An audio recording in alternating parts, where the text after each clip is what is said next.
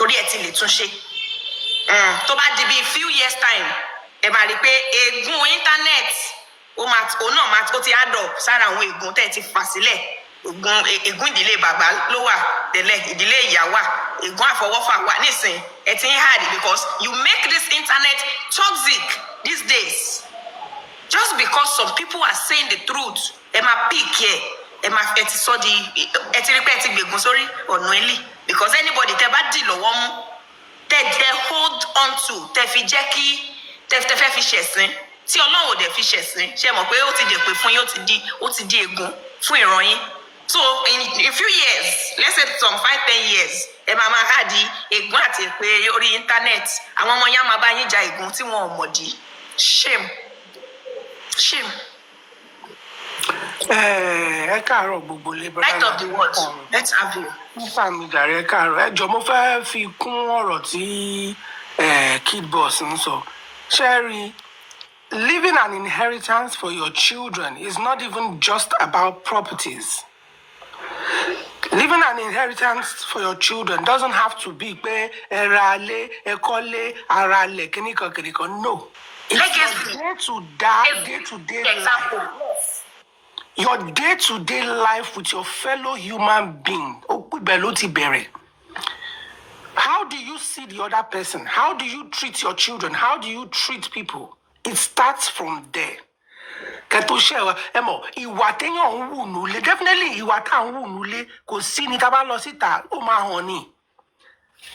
will always know. So at the end of the day, I wonder why these people are just so, I don't know, me more Kolondari Jimmy.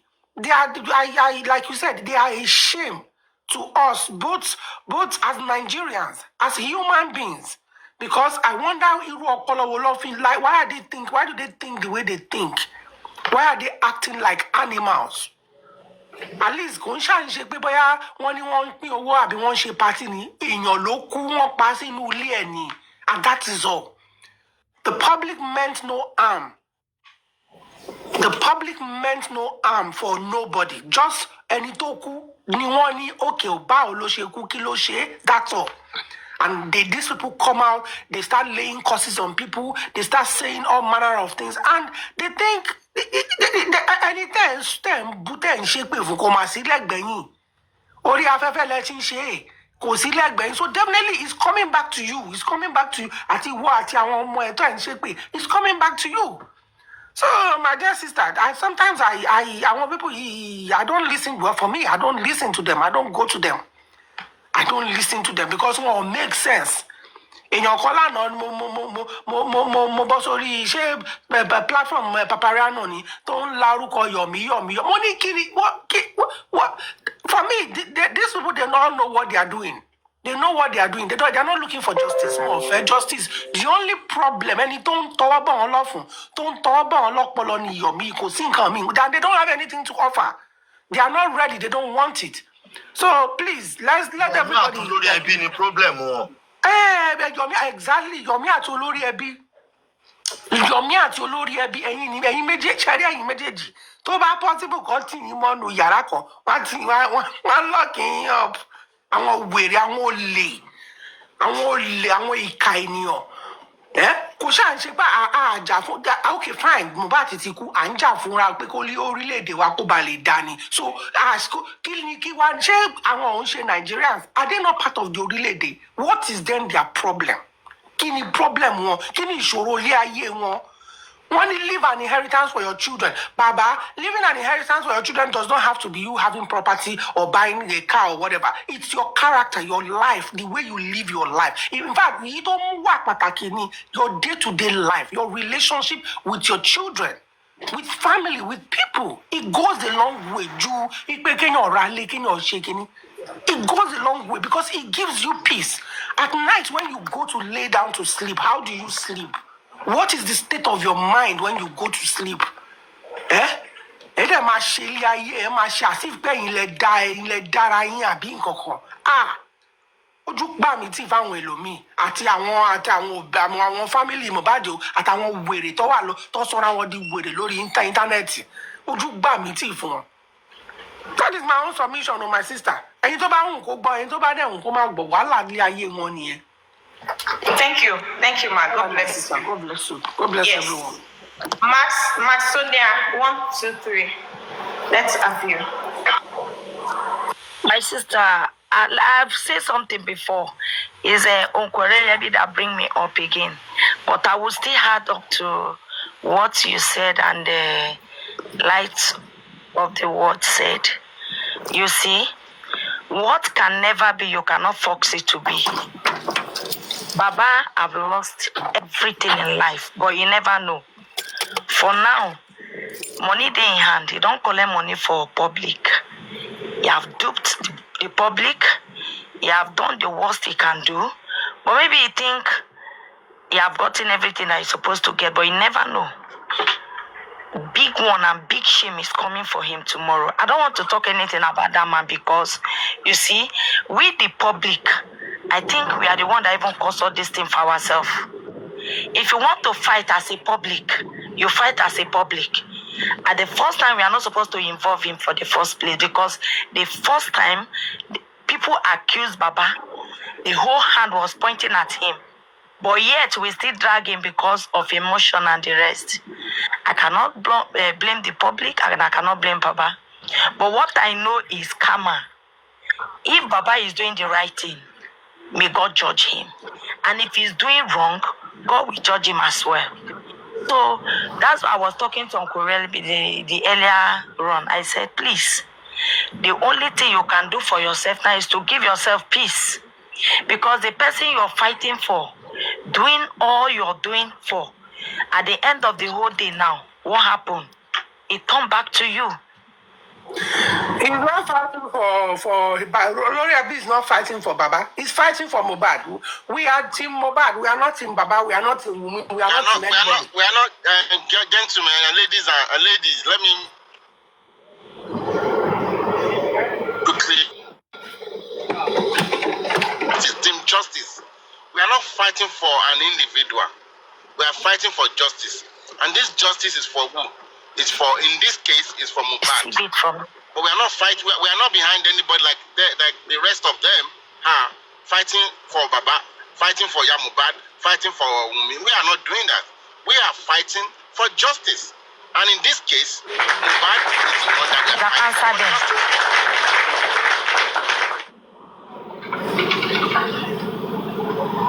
Them, a time is coming that you will still see that.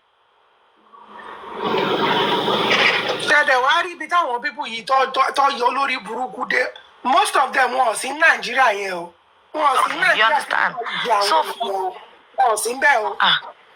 most of them was in Nigeria. What he grew up yes. What they are making life miserable for the people that are there. I see where I want to me, I pray for Brother Lati for good health, good life. All the good thing where you do for Mohbad, God will pay you and your children back. And your me as well. And the hope, the well wishers. Amen. Thank you. You understand? And them that are doing what they like to do, may God reward them their own too. That is my prayer. That is what I have for now. Thank you all.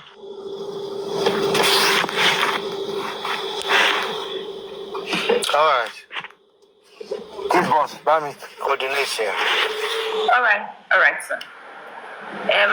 Who is Prince Labi? Prince Labi, sir.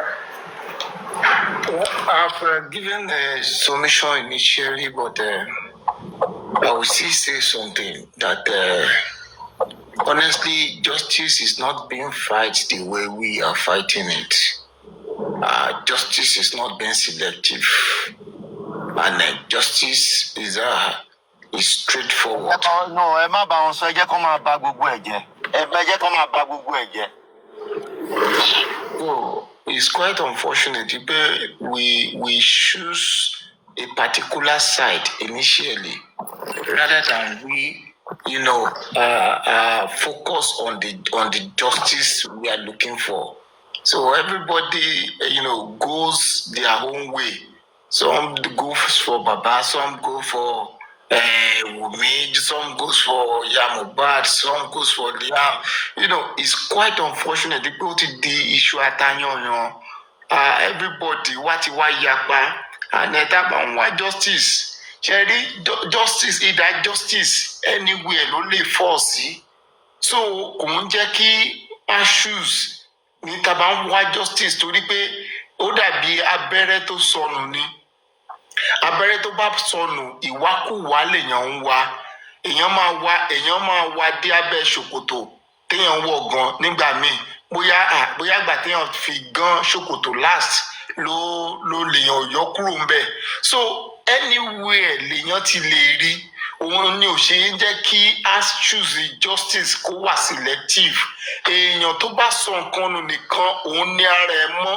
Mohbad nìkan òun ni victim in this case. Òun nìkan ni òun ni à ń wá justice fún. Ṣé rí gbogbo àwọn tó kù? Be you anybody related to Mohbad, must be interrogated. Gbogbo wọn pátápátá from A to Z. Kò yẹ ká choose justice to be defending one another. No. So ó jẹ́ nǹkan tó ń bani nínú jẹ́ pé tí a bá ti wá sọ̀rọ̀ nípa justice dé side kan ibì kan àwa ní pé ká má sọ̀rọ̀ débẹ̀. Ó ti wá di pé ọ̀pọ̀lọ́ tó ní pé tó bá ti ń sọ̀rọ̀ débi irú ká má dárúkọ òun. So it shows that there is no how we will be able to get the justice we wanted. There is no how. Because apábi tó bá yẹ ká wá justice dé tá a bá ti lè wá débẹ̀ ó lè jẹ́ bẹ́ẹ̀ ni justice yẹn sá pamọ́ sí. Ó lè jẹ́ just one word la máa need láti get from that angle tí a lè get tá a bá ti wá lè get ó máa jẹ́ kó difficult ká wá máa ṣán igbó dídí because for now ó ti dàbí pé à ń ṣán igbó dídí ni. Wọ́n ti fún wa ní igbó tó dí, wọ́n ti fún wa ṣán. So tá a bá ti wá sọ̀rọ̀ dé part ibì kan wọ́n á ní no, we shouldn't go there.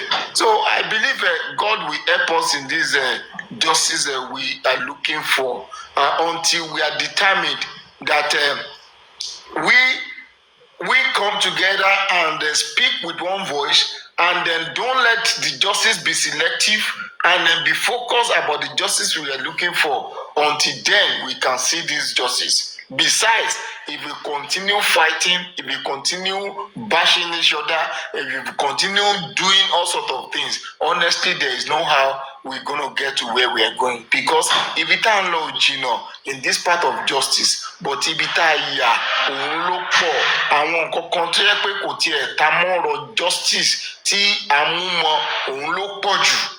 So ó wá ń jẹ́ kí journey wa tó yẹ ká fi bí 10 minutes rìn àwa ti ń lo 1 hour 2 hours ní díẹ̀ torí fún kí ni gbogbo ibi tá à ń yà ó ti pọ̀ jù ibi tá à ń yà ibẹ̀ kọ́ ni justice wà. So bashing each other, it is quite unfortunate in this justice we are looking for. I believe may God grant Mohbad justice. Thank you. Amen. Amen. Yes, sir. Yes, sir. Can I jump in? I'm sorry. Everybody, I apologize. Please, I don't mean any disrespect, but I just don't want to forget this line of thought quickly. I just want to support support what Prince Labia said. To buttress his point about selective justice, which is obvious. Is what these people are looking for. It is very obvious, including Mohbad himself, is looking for selective justice, and that's why when they move towards a direction, he will just ignore and face the other side to look away. He will look away. Okay, I want to quickly make a story that somebody on QH Radio, because I watch it on YouTube. It's the recorded one that I watch usually. I don't go to any place live anyway. So, a woman, or was it a man? I can't remember. He said there was this farmer. Listen to me, everybody. There was this farmer himself and his wife are the one that owns the farm. They work on the farm together. So they labor together on that farm. So one day, somebody went to the farm and steal their produce from the farm. And the man saw the person, right? And the person is the man's girlfriend. All right? So now in the morning they started looking for who came to our farm to steal our farm produce. So they started searching and searching. And meanwhile, this man too is already himself was also searching for it, and also asking and saying, we have somebody stole from us. Who is this person? They were going around and everything, and this man did not tell them that he knows the person that came to steal from them. But because of his relationship with that person, he could not say it. Look at that. And they were all suffering and looking around, running around, doing everything, possible to look to get the culprit. And he knows who the culprit is, but he did not say it. This is what I see happening in this case, and that is why, like Prince Labi said, that is why this journey is this long. I just want to quickly throw that out there, so that we know that sometimes you might say, oh, because somebody is the one that is the owner of something, or you are the one that because of your position in a situation, you are not supposed to be questioned. The person not supposed to be queried. The person not supposed to be called out. The person not supposed to be challenged. That is not true, because in some cases the person can even actually know what the problem is, and actually know where we are supposed to be pointed at, or just refuse to say it. And that is you are what the person is blocking justice. You are obstructing justice with that kind of attitude. Even though you are not physically doing that, but because you have the information and you're free to tell us, you are obstructing justice. That is what I just want to say, guys. Thank you so much.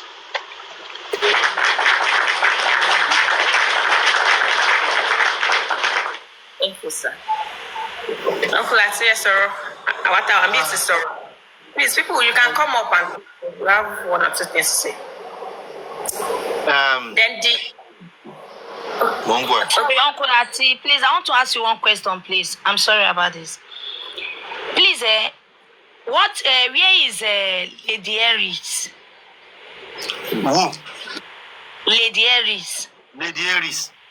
Yes. You will be at his. I think she's the supreme, Abi, wherever. Oh, yeah. Okay. I don't know anything about her, so. Okay, it's been long I hear from her, that's why. Only she travels. She's on break. You can see the comments. I want to want selective justice. No, ni ke eba wa be won. Ton wa selective justice. To ye pe ton ba ti sọ̀rọ̀ kan. Wọ́n ní ẹ má sọ̀rọ̀ débẹ̀, ẹ má sọ̀rọ̀ débẹ̀. Ẹ ò yẹ kẹ́ sọ̀rọ̀ débẹ̀. Òun la fi débi tá dé yìí. Ẹ má sọ̀rọ̀ débẹ̀, kò yẹ kẹ́ sọ̀rọ̀ débẹ̀. Kọ́ máa tún blame yín, ipe kò yẹ kẹ́ sọ̀rọ̀ débẹ̀. Òun la fi débi tá dé yìí. Because tí ó bá jẹ́ bẹ́ẹ̀ ni justice lẹ́nà ń wá, ẹ face àwọn èèyàn, ẹ bẹ̀rẹ̀ sí drag àwọn èèyàn. Ẹ bẹ̀rẹ̀ sí drag àwọn èèyàn pé kẹ́ lè lé many people.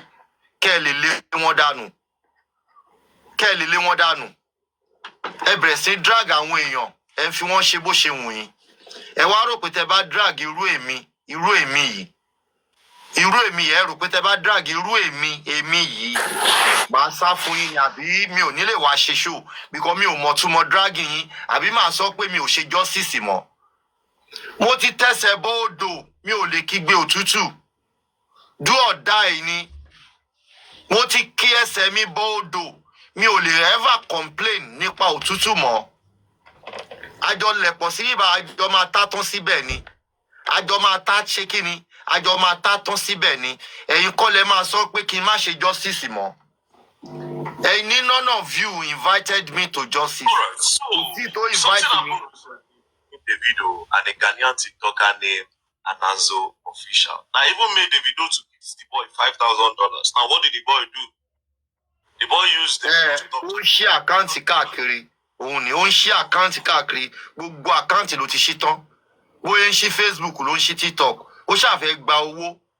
No, people don't know what. Ó ṣàfẹ́ gba owó. You see that video? I was the one that sent it to the video. When I sent it to the video, I said, Deborah báwo ni? Like you have been reposting others. Why I don't play VDM. For all the people that have used your sound. Hello? Boy, bro, I don't feel watch this video now.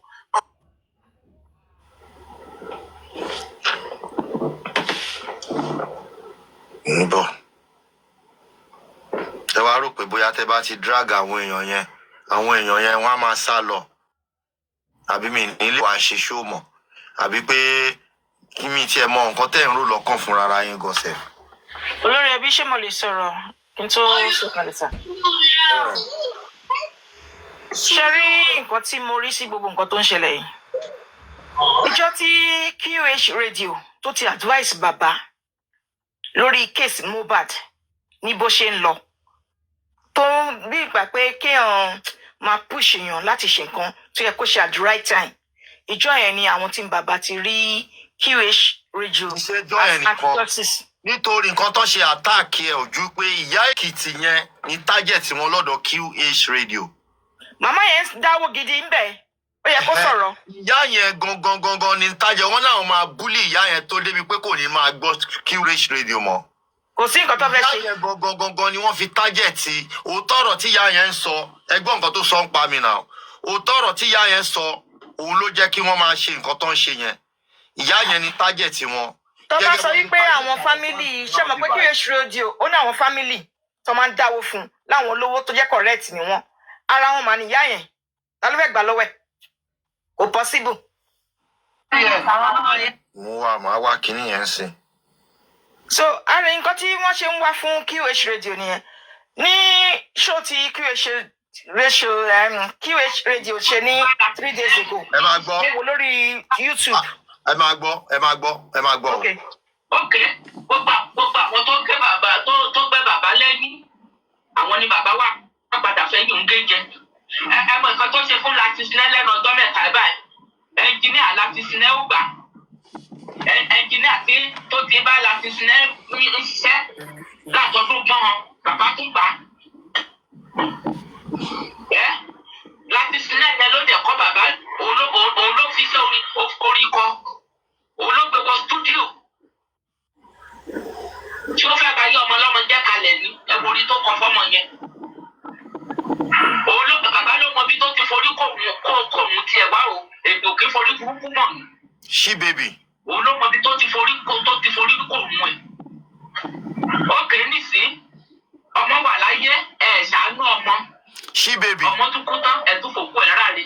Ọjọ́ tó ti jẹ́ lógún àwọn 20 náà ló lọ sí mọ́túárì. Unmute yourself, Ṣí bèbí. Wọ́n ní òkú Mohbad kiri jà láyé. Bóyá Matthew. Wọ́n kàn dí sínú àjọkọ síbẹ̀ ni. Mo tún gbọ́ngbà tí tẹ̀lé pẹ̀lú Primeboy sọ̀rọ̀. Àwọn òótọ́rọ̀ ìyá yìí gangan òun ní tájẹ̀tì wọn. Kọfí mo torí mo gbọ́ lẹ́nu kọfí náà máa búlì ìyá yẹn débi pé ó dìgbà tó bá kúrò lọ́dọ̀ radio station. QH radio. Ṣé mo kọ́ tó ṣẹlẹ̀ ṣé mo pé màmá yìí wọ́n ti kọ́kọ́ dákẹ́ ọ̀rọ̀ tí gbé wọn nínú láti sọ tẹ́lẹ̀. Ẹ lọ gbogbo fọ́tò ìyá yẹn lórí péjì kọfí lórí Facebook. Olórí burúkú ni kọfí kò lè dàgbà. Ẹ lọ wo gbogbo ẹ̀ lẹ́lọ gbogbo fọ́tò ìyá yẹn ó wá upload gbogbo ẹ̀ kò rẹ́ni bá a ṣíà wọn kọ́mẹ́ǹtì sórí ẹ̀ wọn bá a ṣíà. Kò sẹ́ni tó fẹ́ forí ẹ̀ gbé pé. Ẹni bá a ṣíà. Kò sẹ́ni tó fẹ́ forí ẹ̀ gbé pé olórí ẹbí.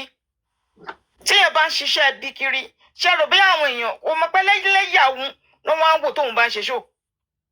Tó bá mọ̀ pé bóun ṣe ń fi rẹ̀ ṣe sí àgbáyé ni wọ́n wá ń wò ni kò ní máa ṣorí burúkú tó ń ṣe yẹn. Ẹ má jẹ́ kéèyàn kankan kó bà credibility yín jẹ́. Ṣé rí ọ̀rọ̀ títí ẹ̀ tẹ́ bá ti fún lésì lẹ́ẹ̀kan tẹ́ ti jó fún bẹ́ẹ̀ ṣe máa ṣe lórí fracas nígbà ayé versus ìyẹn lè tí mo ṣe lónìí gan-an mo ti sọ tó bá ti gbẹyọ kan ẹ tún tẹ slow fún ẹ jẹ́ kó tún sínwín jáde á tún ṣe èrè lọ́sọ̀tún sósì ẹ tún fún jẹ bí ẹ ṣe máa ṣe fún nìyẹn nígbà ẹni fún lẹ́sìn yẹn ẹ má dákẹ́ fún. mi ò lè dákẹ́ fún láéláé láyé kò jọ ó kéré ó píntì it's not her type.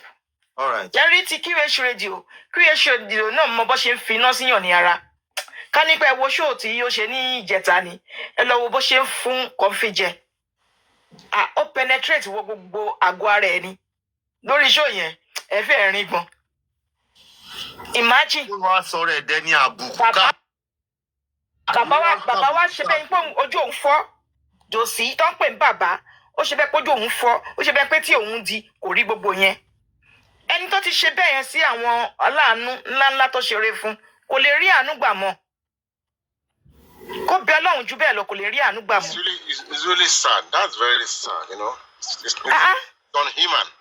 wọ́n tẹ̀ tí wọ́n ń dáhùn pé ṣé wọ́n tọwọ́ bọ̀ wọ́n lápò ní láti yọ owó Ọlọ́run á wọlá òtútù pé inú òtútù ni mo wọ̀ tí mo fi kówó yẹn jọ sórí kó GoFundMe fún yín Ọlọ́run á wọlá òtútù yẹn ó máa gbogbo nǹkan tó bá fi ṣe báyìí mo máa dànù ní ẹ̀yìn ìkà burúkú àwọn ẹlẹ́lẹ́ni sá kíjokíjo bí kò máa ilé gba justice ṣebí kí lùwà lè dání ṣáwa lè lọlé ni ṣá lè kọ́ mọ́ lọ́ní à ń bẹ̀rù pé kọ́ má jẹ ọmọ gbé mọ́ wa lọ́wọ́ kọ́ má jí wa gbé atakú sí nílùú ìlú lílù à ń ṣerú ń bẹ̀. Thank you. She baby, unmute yourself. Unmute yourself, she baby. Yorùbá ní ọjọ́ tọmọdé bá búròkó kọ́ ní ròkó máa ń dá lóhùn. Ọjọ́ tá a bá bólúwéré kọ́ ló máa ń pa ni. Ó máa pa wọ́n díẹ̀díẹ̀ tó máa fi pa wọ́n tán ni. Àgàgà tó ṣe kọfí tó ṣe kùn dẹ̀ǹkù bí ó lè mú mi ẹran yóò yẹn. Tó ṣe kùn dẹ̀ǹkù tó bí ó lè ó rò pé tó bá blọ́ọ̀gì mi àbí tó blọ́ọ̀gì ìyàwó mi ìyẹn máa stop mi. Ó mọdún tó tí ìyẹn sábọ̀dù ti ń gbé ìyàwó mi ti use mọ́ ó mọṣẹ́ tí mò ń ṣe. Please replay the song again. Okay.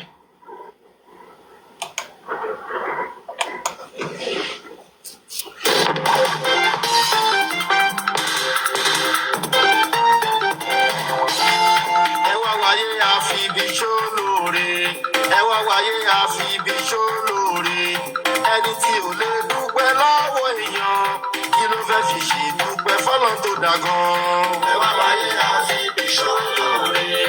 Ẹ wá wáyé àfi ibi ṣólóore. Ẹni tí ò lè dúpẹ́ lọ́wọ́ èèyàn kí ló fẹ́ fi ṣe dúpẹ́ fọ́lọ́ tó dá gan. Ẹ wá wáyé àfi ibi ṣólóore. Ẹ wá wáyé àfi ibi ṣólóore. Ẹni tí ò lè dúpẹ́ lọ́wọ́ èèyàn ẹni tí ò lè dúpẹ́ lọ́wọ́ èèyàn kí ló fẹ́ fi ṣe dúpẹ́ fọ́lọ́ tó dá gan. Ẹ wá wáyé àfi ibi ṣólóore. Ẹ wá wáyé àfi ibi ṣólóore. Ẹni tí ò lè dúpẹ́ lọ́wọ́ èèyàn kí ló fẹ́ fi ṣe dúpẹ́ fọ́lọ́ tó dá gan. Ọlọ́run tó dá wa kò béèrè ohun méjì lọ́wọ́ wa tó jọ pé wípé ká máa ṣe fún wípé tá bá ti ń ṣe gbogbo ohun tá a fẹ́ wọn ṣe fún wa. Kí ló wá ṣe wọ ìwọ ọmọ Àdámọ̀ tán ṣoore fún tó lè dúpẹ́ oore tó ṣe fún ẹ. Májò dìgbà tó bá bọ́ kó tó wá mọ rírì oore tó lọ ṣe fún ẹ. Ẹ wá wáyé àfi ibi ṣólóore. Ẹ wá wáyé àfi ibi ṣólóore. Ẹyọ tí ò lè dúpẹ́ lọ́wọ́ èèyàn kí ló fẹ́ fi ṣe dúpẹ́ fọ́lọ́ tó dá gan. Ẹ wá wáyé aláìmoore òpònú tó ṣe bóun mà lọ lọ́gbọ́n. Gbogbo gbìyànjú tá a ṣe nínú ayé ẹ̀ o. Ìwé dánú ẹ̀ lójó já padà sí pàtó. Oore pàṣọre gbàgbé láti sọ olùṣọ́kẹ́ gbọ́n. Nínú sí nínú ẹ̀kẹ́ má fi mí kọ́rọ̀ sàn. Ẹ wá wáyé aláìmoore òpònú tó ṣe bóun mà lọ lọ́gbọ́n o. Gbogbo gbìyànjú tá a ṣe nínú ayé ẹ̀ o. Ìwé dánú ẹ̀ lójó já padà sí pàtó. Oore pàṣọre gbàgbé láti sọ olùṣọ́kẹ́ gbọ́n. Nínú sí nínú ẹ̀kẹ́ má fi mí kọ́rọ̀ sàn. Kí tó dáwọ́lé náà ti jí ìsìn kóre tí mo fẹ́ ṣe ò lọ́pẹ́ nú. Èmi ò gbàgbọ́ mo ṣe tọ́lọ́ ní kì í ṣe. Torí mi ò rí ẹ tẹ́lẹ̀ gẹ́gẹ́ bí ìyókùn rí. Àbíbí ṣólóore wá wá san ilẹ̀ sàn. pẹ̀lú àwọn fíìmù tẹ́jọ́ pamọ́ kan. Kí tó dáwọ́lé náà ti jíìs mi fóore tí mo fẹ́ ṣe ò lọ́pẹ́ nú. Èmi ò gbàgbọ́ bó ṣe tọ́lọ́ ní kì í ṣe. Torí mi ò rí ẹgbẹ́lẹ̀ gẹ́gẹ́ bí òwúrẹ́. Àjìbíṣọ́ lóore wọn wá sọ nílẹ̀ sàn. Pẹ̀lú àwọn fíìmù tẹ́jọ́ pamọ́ kan. Àwọn ọmọ olóore òkú ní kì í sọ̀fìn. Tí gbogbo kòtò tí kò yí bá gbẹ́rẹ̀ o. Ìyẹn rojọ́ nílẹ̀ tí pẹ̀lú kò jáwé kulẹ̀ ó mọ́ làwa tó pọ̀ sí. Ìgbà náà ò ṣàbùrú tó jẹ́ kó rí làṣẹ. Má padà bí kò dá fẹ̀yìn èèyàn ibi. Má padà bí kò dá fẹ̀yìn èèyàn ibi. Má padà bí kò dá fẹ̀yìn èèyàn ibi. Wo bí àtọ̀dá tó bá rojọ́ mi tó sọ̀rọ̀ wa lẹ́yìn. Má padà bí kò dá fáwọn èèyàn ibi. Àtọ̀dá tó bá rojọ́ mi tó sọ̀rọ̀ wa lẹ́yìn sẹ̀. Má padà bí kò dá fáwọn èèyàn ibi. Àwọn tàṣe lóore tí wọ́n fi bí ṣú wa. Ọlọ́run òkun kún sún. Ọlọ́run òkun bímọ. Ó bí ẹ̀san sílẹ̀ nígbà tí ẹ̀san bá wá dé. Wọ́n wá sọ pé òkun ni àdàbí jájòkun lọ. Orí mi dàkún gbà mí má jẹ́ ṣoore ṣe. Ẹ̀dá mi dàkún gbà mí má jẹ́ ṣoore ṣe. Àwọn tàṣe lóore tí wọ́n fi bí ṣú wa. Ọlọ́run òkun kún sún. Ọlọ́run òkun bímọ.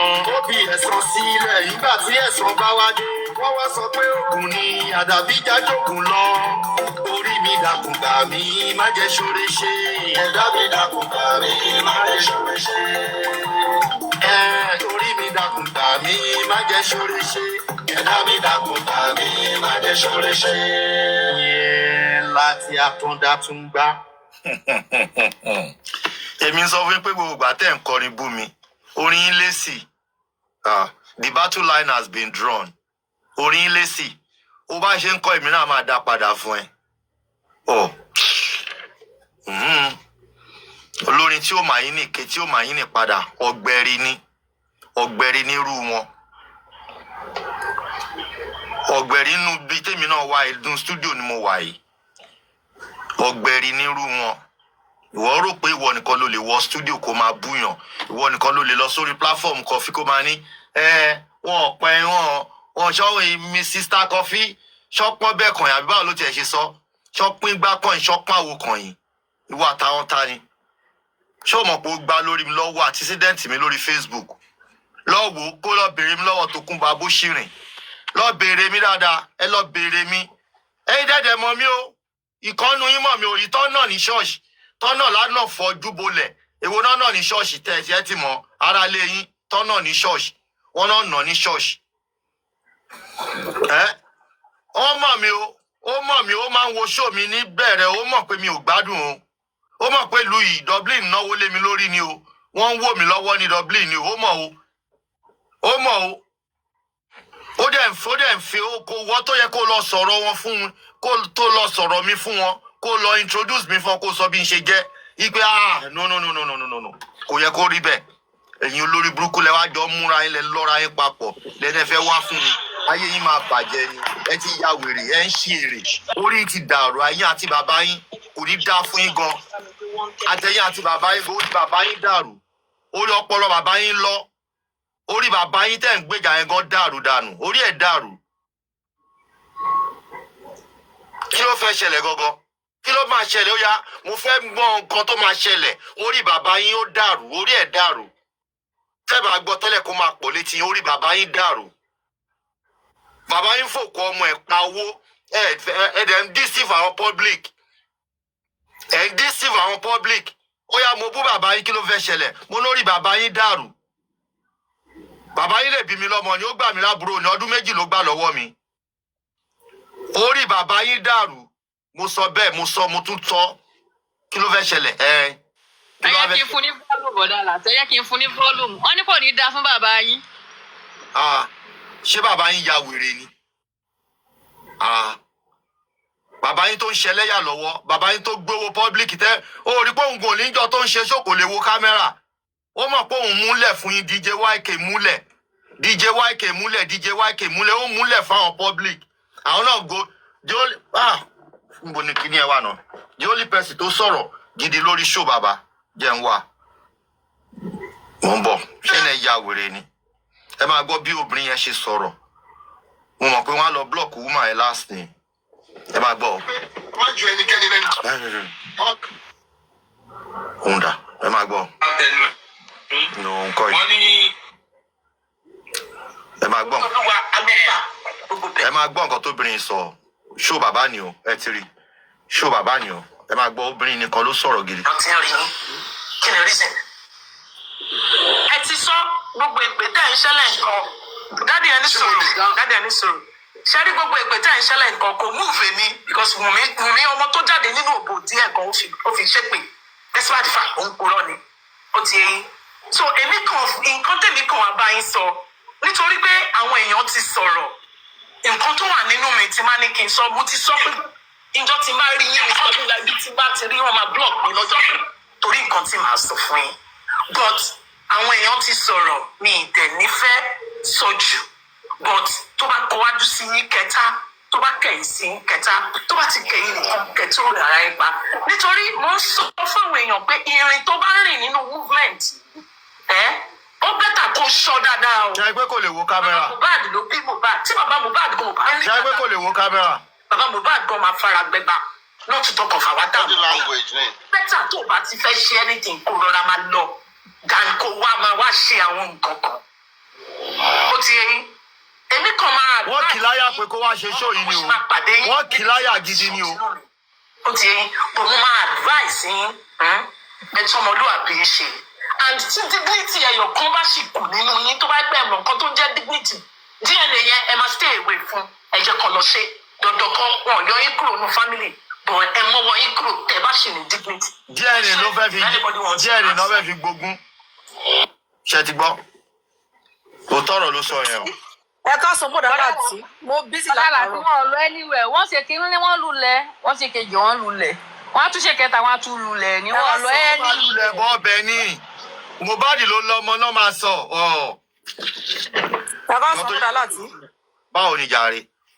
yes mo tiẹ̀ mọ̀ pé mo ti gun òkè mọ̀ wá tí mo gun òkè mo kàn déédéé bára mi lókè báyìí mo kí gbogbo ilé o mo kí gbogbo panelists mo kí gbogbo commenters ẹ jọ̀ọ́ kí ni ṣé wọ́n ní kí jossy wọ́n ní DNA pé DNA yẹn pé ó máa ṣe àbí pé torí mi ò understand ó máa ṣe DNA kò sí ẹni tó gun Mohbad tọ́ sí wàláì kò sí ẹni nínú wọn tí ó gun Mohbad tọ́ sí àní tá a bá ti gba justice yẹn sẹ àní motherless baby home ló gun Mohbad lọ kò sí anybody tó gun Mohbad tọ́ sí ta ló gun Mohbad tọ́ sí ta ló wọ̀tí láti gbógun Mohbad kò sí nínú gbogbo wọn tó wọ̀tí láti gbógun Mohbad ìwọ ni ìyá ìwọ ni ìyàwó ìwọ ni ìyàwó ìwọ ni ìyá ìwọ ni bàbá kò sí gbogbo wọn they are the bed of the same feeder ìkan irú kan ni gbogbo wọn ìrí tí mo rí Wùmí ni mo ṣẹ̀ wá rí Jossy bẹ́ẹ̀ ìrí tí mo rí Jossy ìrí tí mo rí ìyá Mohbad mo ṣẹ̀ wá rí Jossy bẹ́ẹ̀ so kò sí nínú gbogbo wọn tó dìsá gbógun Mohbad motherless baby home òun ló máa gbógun Mohbad lọ tó bá ti dá to hell with them and DNA wọ́n ṣe DNA tí ló kọ̀ ẹ̀kọ́ pẹ̀lú DNA wọ́n kàn ṣe DNA wọ́n kàn wò lè ṣe lápò ara wọn ni torí tí Mohbad bá ti gba justice ogun Mohbad property Mohbad ó lọ sí motherless baby home that does it kọ́ jókòó síbẹ̀ àwọn olè tó ń gba frame mọ́ frame àwọn olè tó ń gba frame tó ń fòkú ọmọ gba frame aláìnójútì èèyàn yẹpẹrẹ. Sádẹ́bì ayé yìí fọkàn sí pé máa rí justice iyọ̀ tẹ́ wá ń gbọ́ iyọ̀ ṣé DNA ló máa fún yín justice báyìí ìgbà tẹ́ ṣe autopsy tí ò fún yín kankan DNA yẹn lẹ gbọ́ kó lè. kí ló fẹ́ gbé lọ sí court kí ló fẹ́ gbé lọ sí court. bọ́dà là ṣé DNA gbé lọ sí court. DNA tí Wùmí sọ pé tó bá ṣe kó má sọ result fún yàn ọkọ kí ni reason ṣé yẹn lẹ dúró tì ẹ̀ka àbọ̀ ẹ má ètè fún mi. Anna, what's this, madam? We are just hoping that along God will help us. And God will come from heaven and come and help. No, listen to me. Can you calm down? Please don't insult people like that. What we are praying and hoping for that God will help us and bring a video evidence. There is video evidence. We just don't have it. Gbogbo video evidence kan ló ń bàjẹ́ fún ara wọn ìlà ìṣèyí man. ṣe bóun náà ń bàjẹ́ mọ́ kí lórúkọ ẹ̀ lọ́wọ́ Yọ̀mí tó rò pé àwọn ń ṣe Yọ̀mí tí wọ́n mọ̀ pé ara wọn ni wọ́n ń ṣe. Wọ́n rò pé àwọn ń ṣe Yọ̀mí wọ́n ẹ̀ ṣe Yọ̀mí ara yín lẹ̀ ń ṣe. Ọmọ Yọ̀mí kọ́ ló kú, kọ́ ló má jẹ́ kọ́ ọmọ ẹ̀ kú. Ó ń ṣe títí ẹ̀ fọ́lọ́hun ni. Yọ̀mí kọ́ ń ṣe títí ẹ̀ ní ọmọ Yọ̀mí kọ́. Kò sí díẹ̀ ní ti Yọ̀mí inú ẹ̀. Òun kọ́ ṣe títí ẹ̀ bí Ọlọ́run ṣe rán ló ṣe jáde tán lórí kinní yìí. Ṣebí gbogbo fídíò tó fẹ́ gbé lọ kóòtù tó bá pé wọ́n ń wá justice for tòótọ́ ṣe bóun náà ń bàjẹ́ mọ́ Yọ̀mí lọ́wọ́ tó ń rò pé àwọn ń ṣe Yọ̀mí. Ṣé Yọ̀mí ni wọ́n ń ṣe ni? Ara wọn kọ́ ni wọ́n ń ṣe. Ó ti yẹ ṣe yìí man. No, you are right about that. Àwọn pé God will àrò gbogbo wàhálà àwọn èèyàn, àrò gbogbo time àwọn èèyàn, àrò gbogbo owó àwọn èèyàn, àrò gbogbo àwọn tí wọ́n ń gbàdúrà. And somehow, somebody will leak that video evidence. That's what we are praying and hoping for. Joseph. Ẹ káàsán bọ̀dá láti ẹ kú iṣẹ́. Wọ́n ti wà ní abẹ́ prógrámù yín látàárọ̀. Mo rí pé àwọn nǹkan tó ń ṣẹlẹ̀ ń tọ́ṣì yín. Ẹ nídìí àti barajẹ́ púpọ̀ lórí ọ̀rọ̀ Joseph Aloba. Joseph Aloba ó dàbí nígbà táwa wà kékeré wọ́n á ní tẹ́ bá fẹ́ fún adìyẹ lóúnjẹ ẹ má fún nínú ilẹ̀ẹ́lẹ̀ torí tẹ́ bá fún nínú ilẹ̀ẹ́lẹ̀ ọ̀tọ̀ níbi tó máa lọ yàgbẹ́ sí. So Joseph Aloba mo lè kákún ẹnìkan tí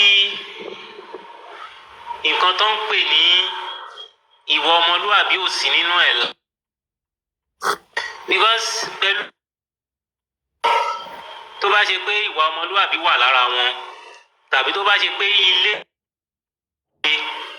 wọ́n mú one or two things nínú ìwà àwọn òbí wọn a ò ní bára wa níbi tí a bára wa yìí. So wo ìwà Joseph Aloba láti ẹ̀ ti fi máa fi ṣe show tàbí láti fi máa gbé yẹn sórí máìdì yín torí ẹni tó bá gbọ́n lèèyàn bá jà èèyàn kì í bẹ́ni tí ò gbọ́n jà ó máa waste energy ẹ̀ ni. So tí àwọn èèyàn ṣẹ̀ṣẹ̀ ń sọ́n sìn bàbá yẹn since 2023 and kò sí changes. So tẹ́lẹ̀ kan bá ṣẹ̀ṣẹ̀ ń pariwo ń sìn kò lè sí changes torí ó dàbí pé kinní yẹn ti wà nínú blood ẹ̀ ó ti wà nínú ẹ̀jẹ̀ ó dẹ̀ ti di omi ara àtẹ̀jẹ̀ ara wọn so wọn ò lè change wọ́n ṣe máa wà nìyẹn. And at the end of the day nǹkan tí ẹ̀yin èèyàn ń sá fún tẹ̀fẹ́ kó ṣẹlẹ̀ ó máa padà ṣẹlẹ̀ sí ẹ̀sìn ẹ̀ máa pọ̀ gan ó máa pọ̀ gan débi pé òun gan tọwọ́ bẹnu wọn á ti kábàámọ̀ bẹnu pé wáì tí mo fi ṣe kínní because gbogbo àwọn tó ń tì wọ́n léni tó ń support wọn léni yìí kò sí ẹnìkan nínú wọn tó ń fẹ́ ire fún wọn kò dẹ̀ sí ẹnìkan tó wà after àṣeyọrí justice tí gbogbo àwọn èèyàn ń sáré yìí I mean àwọn èèyàn tó wà pẹ̀lú wọn right now tẹ́ ẹ bá wo set wọn from A to Z ọ̀rọ̀ àlàáfíà ò jáde lẹ́nu wọn and irú àwọn èèyàn yẹn èso rere ò lè ti ọ̀dọ̀ wọn jáde ìsí kọ̀ǹfì ìsí York ìsí sẹ́nítọ̀ àbí ìtòpẹ́rẹ́ ní sẹ́nítọ̀ people àwọn èèyàn tó ń sọ̀rọ̀ bí ọmọ primary 1 ó ń sọ̀rọ̀ aláìlọ́pọlọ nǹkan jábọ́ ó ti fọ́ ẹlẹ́ẹ̀sì lè kójọ báwo lẹ ṣe fẹ́ kójọ so ẹ reduce stress yín láti máa waste lórí àwọn information tó bá ń jáde láti káàmpù wọn yẹn ọ̀rọ̀ gidi kò lè tọ̀dọ̀ olófo jáde so the reason tí mo fi gòkè ni pé there is a lady tó sọ̀rọ̀ ń bì tó ní wọn lè rí justice ẹ má sọ bẹ́ẹ̀ mọ́ justice máa wá ó kàn máa shock everybody nígbà tó bá dé justice yẹn máa dàbí dídé olè lóru ẹ ó máa even di bàbá tó ń claim pé òun wá justice nígbà tí justice yẹn bá dé ó máa sáré ẹsẹ̀ máa kàn ní pàkó torí ibi tí ẹrù kó máa já sí kò ní já síbẹ̀ ẹ lọ kọ ọ̀rọ̀ mi lẹ̀ lénìí ibi tẹ́ ẹ̀rọ kò máa já sí kò ní já síbẹ̀ justice yẹn máa wá ó dẹ̀ máa shock everybody because gbogbo ìgbìnrin ọ̀tẹ̀ tí wọ́n ti gbìn wọ́n máa ka one by one ní gbogbo wọn máa ka àtìyàwó àti ìyá o àti bàbá o àtàbúrò o àti sísítà o àti mother in law o none of them tó máa lọ láláì jìyà àti father in law none of them tó máa lọ láláì jìyà because they have caused public a lot of stress wọ́n ti fún wa ní stress jù lórí nǹkan tẹ́ ẹ mọ òótọ́ fún torí pé nǹkan tẹ́ ẹ fẹ́ jẹ ẹ dẹ̀ ń dà wá láàmú ẹ ń gba owó lọ́wọ́ orí tútù owó lọ́wọ́ orí gbígbẹ ẹ fi ń wọṣọ ẹ fi ń dán ẹ fi ń ṣe fàájì they are going to pay for it o because sweat wa ò lè lọ lásán wàhálà wa ò lè lọ lásán kò sọ́gbọ́n kò séré tó fẹ́ dá kò séré tó fẹ́ sá kọ́ kúrò láyé kọ́ lọ gba sàn lọ́rùn wọ́n máa bọ́ lọ́rùn níwájú ni gbogbo ìtàn ń ṣe yẹn dey play lọ́rọ̀ wọn ojú máa padà tì wọ́n ìsídà kíni lọ pokùn sónú wọn nígbà tí ìṣẹ̀lẹ̀ yẹn bá bẹ̀rẹ̀ sí ní ṣẹlẹ̀ so bí rárá láti ẹ lọ gbé ọ̀rọ̀ Joseph bí nǹkan tẹ̀mí ṣe lèmi sọ fún yín o Joseph Alọ́ba mo dìlítì ìrí ẹ̀ kúrò ní mẹ́mórì mi tí n bá tẹ̀lé picture ẹ̀ gan mi ò ní rí ènìyàn mọ́ I don't see him as a woman but as a living thing because èèyàn tó bá ti wà selfish tó ti greedy tí ò rántí ọ̀la tó ṣe pé present is not ra fún ẹ má tẹ̀ kárú ẹni yẹn fún èèyàn rárá so ẹgbẹ́ ọ̀rọ̀ ẹ̀ kúrò lọ́dọ̀ ẹ̀ lọ ẹgbẹ́ ọ̀rọ̀ ẹ̀ kúrò lọ́kàn yín kò wọ́ ọ̀tẹ̀ rárá àti rárá ni kò wọ́ ọ̀tẹ̀ so ẹ ṣé ẹ kú iṣẹ́ Ọlọ́run á wà pẹ̀lú yín sàn. Ẹ pé àwọn èèyàn sọ̀rọ̀ tó kì í sìn ẹ pé àwọn èèyàn ẹ̀ẹ́dẹ̀ rí látijọ́ tẹ́tí tí aláǹgbá yín tó ti ń ṣe press up kò ní mọ́zù àtijọ́ tí aláǹgbá yín tó ti ń ṣe press up tó ń ṣe press up wàláì kò ní mọ́zù látijọ́ tẹ́tí ń jí tẹ́tíjọ́ gbìmọ̀ pọ̀ tẹ́jọ́ gang up lórí èmi nìkan wèrè yín ẹ̀ ń yọ́jò ni ojoojúmọ́ ni platform yìí ń gbòòrò sí àwọn new people ń wọlé síbí báyìí every day àwọn new people wọ́n ń wọlé síbí ẹ̀yin ń yọ́jò ẹ ló wá náà ní sùn torí ọ̀rọ̀ mi èmi gan ò fẹ́ kẹ́ sùn mọ́ mo láì bó ṣe ń lọ yìí mi ò fẹ́ kẹ́ sùn mọ́ ẹ ní sùn wọ́n ẹ̀ rí pé gbogbo táìmù tẹ̀mí sùn lẹ́yìn wà ń ta lẹ́yìn ń gbó bí ajá èmi ò dẹ̀ mọ̀ pé ń gbó gbogbo táìmù tẹ̀mí sùn tẹ̀mí ti sùn lẹ́gbẹ̀ẹ́ ìyàwó mi òun lẹ́yìn ń gbó bí ajá palẹ̀lẹ̀ yìí. Ẹ bá mute tẹ́ bá ti gbé wọlé ẹ bá mute.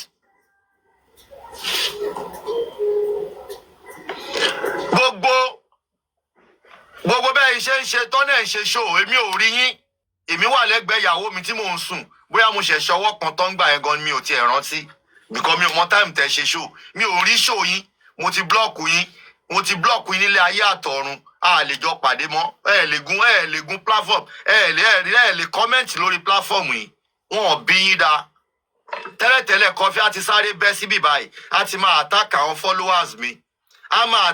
followers mi ni ó ní passion pẹ̀lú péjì mi àwọn olóribùkú aláyé bàjẹ́ aláyé polúkúmuṣu aláyé lọ́pọ̀ bí ẹ̀rọ ọlọ́gì oníkùn bí ó lè mú mi ẹran yó ó ṣe kùn dé. ọjọ́ kan ni nǹkan tó ìdújú ọjọ́ kan ni mo bá rí pé mo kàn ní rí pé ìyé ìdìbò lógí tún ti wá ìdìbò lógí tún ti ń bú àwọn èèyàn jẹ́ ní comment section mo bá sáré mú tẹ̀ ìyẹn ní ìdìbò lógí bá lóun fẹ́ lọ pokùnso bá lóun fẹ́ lọ kó sódò ó lóun fẹ́ lọ kó sẹ́nu tírélà.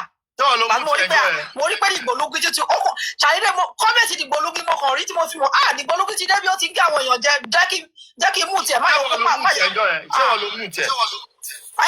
ẹbí wọn bí tiẹ̀ ṣàdédé mo kàn déédé rí olùgbé lábẹ́ conversation kó tí ń àtàkì àwọn èèyàn ó ti ń wá àwọn èèyàn jẹ lábẹ́ conversation mi ò dẹ̀ fẹ́ kó pọ̀ orú sí àwọn èèyàn lára mo sáré mì tẹ̀ toró rí ẹ̀ ò dáa ló bá lóun fẹ́ kú ó lóun fẹ́ lọ pokùnso. ló bá ní ká fúkà níṣó. bọ́dà láti ebi kó máa ń mute ẹ̀sẹ̀ rẹ ni bọ́dà láti ẹ wò kan á máa change show yìí ṣẹ́ ń gbọ́ tí Kọfí bá ti wá fún yín bàbá lára máa wá fún tèmi bàbá ló dà síta bàbá ń like ẹ̀ ó ń enjoy ẹ̀ ìyẹn ló máa ń dùn wọn tẹ bá ti wá fún bàbá yẹn ó máa ń dùn wọn gan ogun máa dà síta ni. òun náà ló ṣe tà náà òun náà ni mo ṣe fún wọn lónìí mo tún ti ṣe tòní fún wọn. tó bá ti wá fún yín báyìí bàbá lẹ́ta jẹ́sà bàbá lọ́la náà máa wá fún wa máa fà á pa ni. àní tẹ́ bá gbàṣírí mi síta bàbá go tó gbé agreement síta wípé mo bóun ná agreement lórí orin wèrè kan orin òṣì orin rádaràda tá à ń kọ káàkiri tèmi náà ò dẹ mọ̀ tó èmi orin rádaràda orin òṣì tá à ń kọ kiri orin rádaràda ẹ rò pé bóyá ẹ ṣe mí ara ilẹ̀ ń ṣe ò ní olórin lọ́dọ̀ mi àbó lórin lọ́dọ̀ mi ni olórin lọ́dọ̀ mi ẹ lè competition against mi tẹ bá máa competition ẹ mú wá Dublin because mi ò ní business in Nigeria. I don't have business with Nigeria. Ẹ̀yà competition ẹ̀ sí Dublin. Ìyẹn ló máa yá yín wọ́n á lè tètè gbé mi. Bóyá wọ́n máa gbé mi wá sí Nàìjíríà nítorí yín. Wọ́n á lè tètè gbé mi wá sí Nàìjíríà. Torí mi mo pa Mohbad. Ẹ̀yin aláìní ẹ̀yin òpònú ayírádà yìí. Ẹ̀yin òpònú tọ́pọlọ yín ti lọ. Ọpọlọ yín ti lọ mọ́ tilẹ̀. Ẹ̀yin ọlọ́pọlọ lílọ ọlọ́pọlọ lọ́gì. Star. Kí ló ti ṣẹlẹ̀? mo tẹ ní kí n sọ ọkọ ni ṣé àwọn pípù yẹn wọn mọ òótọ́ bọ̀ wọn fẹ́ sọ ṣe ti get wọn mọ òótọ́ yẹn wọn fẹ́ sọ ọjọ́ tí bàbá jáde tó ṣe program lọ́jọ́ tó jáde last èèyàn kan sàn kankan ó ní pé ṣé Mr. Muyiwa ṣé ó mọ̀ yìí pé èèyàn kan kọ lẹ́tà lọ sí Bẹ̀rẹ̀kẹ̀tẹ̀ láti lọ solicit fún fund.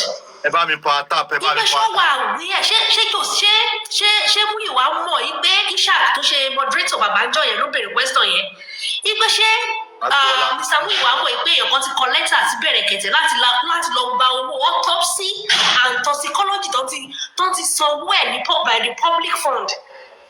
Definitely tí Bẹ̀rẹ̀kẹ̀tẹ̀ bá lọ fún wọn lówó yẹn padà wọ́n á tún da owó yẹn sí àpò bàbá Jossy Alọ́ba.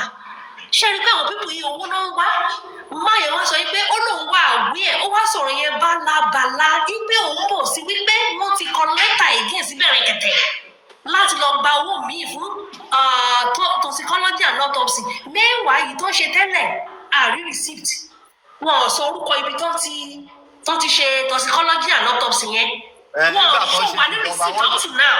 Ìgbà tí ìjọba ṣe ti tiẹ̀ asáré àtàkì ìjọba. ṣé ráwọn pípù yìí ó lè ọgbà gbáfìrì gbàgbà wọn in fact alọkọlóhun kígbe gidi ni wọn.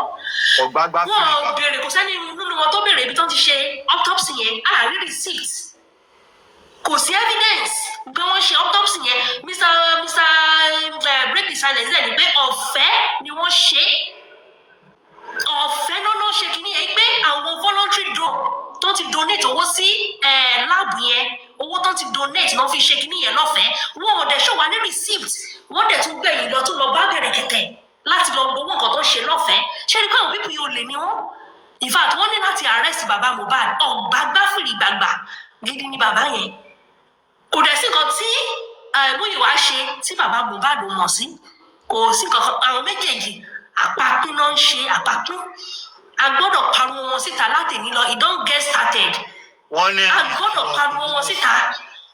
Odúmọ̀sù ló sọ pé free lòun ṣe Odúmọ̀sù ló sọ pé free lòun ṣe. Odúmọ̀sù ní free Mr. break the silence dẹ̀ ní free báwọn ti confam ẹ̀ pé free ni kí ló dé tó tún lọ bá Bẹ̀rẹ̀kẹ̀tẹ̀ láti lọ gbowó kan tó jẹ́ free. Bossman come up máa bọ̀ bí a fà yà. Bossman. Bukky Jesse ò dẹ̀ lè debunk ẹ̀ ó ti sá wọlé náà kò lè sọ ha Bukky Jesse ò lè sọ ha láti gbà yẹn gbogbo wọn dẹ̀ náà mọ̀ sí kinní yẹn. àti Jossy o àti ẹni tí power of attorney wà ní ọwọ́ ẹ̀ ó lè gbé ó lè gbà wọn ò rí receipt mú síta wọn ò dẹ̀ lè dárúkọ ibi tó ti ṣe ó lè ní wọn ò lè. olùjọ ni wọn. tí wọn bá kí n ṣe olè fún wa present receipt fún wa. Bẹ̀rẹ̀kẹ̀tẹ̀ ó ní thought Bẹ̀rẹ̀kẹ̀tẹ̀ promise to return the money used for autopsy and toxicology.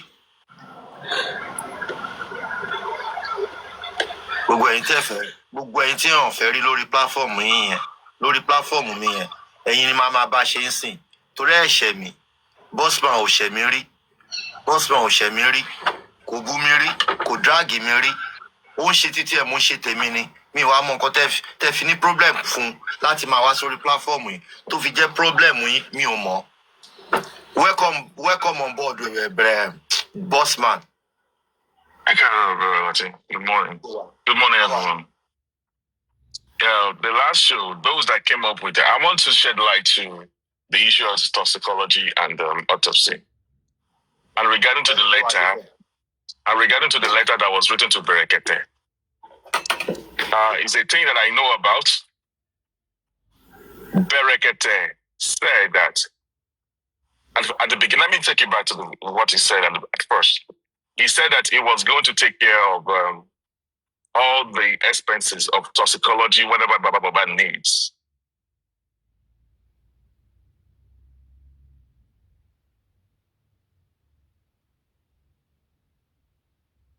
Tried when Mr. Miwa told some people to start asking the public for money again. And I asked that. So this is people might take care of booking. Truly, at a particular time, the public said Berekete should do his own. They wanted the family should go ahead and do their own. And I was like, is it that? That's what Bukiji just said. But I will trust Berekete. That the family should do their own. At a point, they were expecting Berekete to give them money. But he did not give them money. I get Berekete was sick at that time. Can you imagine? So they went ahead. That was the particular time they told the public to continue putting money in the GoFundMe and into the access account. Galafin raised the platform, but behind the closed door, I was fighting them that why would you tell people to go and raise money into the access account when we have money in the access account? Why would people continue to go on different platforms? Yeah.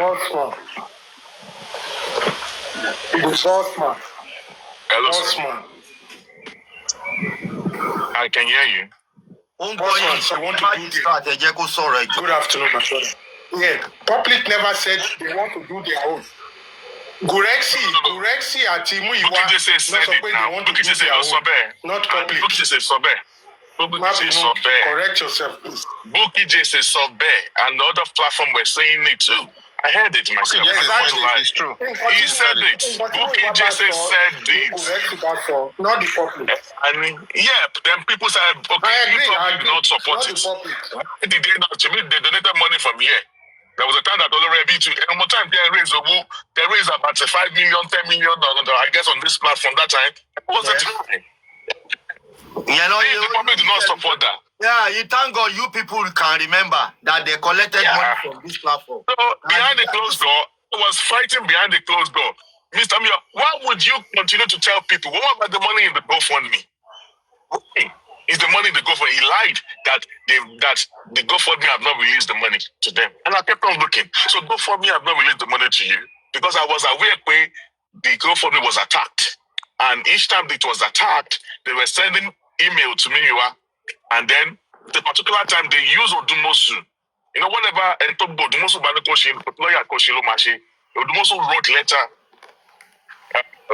to GoFundMe, and the money was released. When the money was released, Miwa did not tell anybody about it. Now, back to Berekete. Letting me join. Back to Berekete.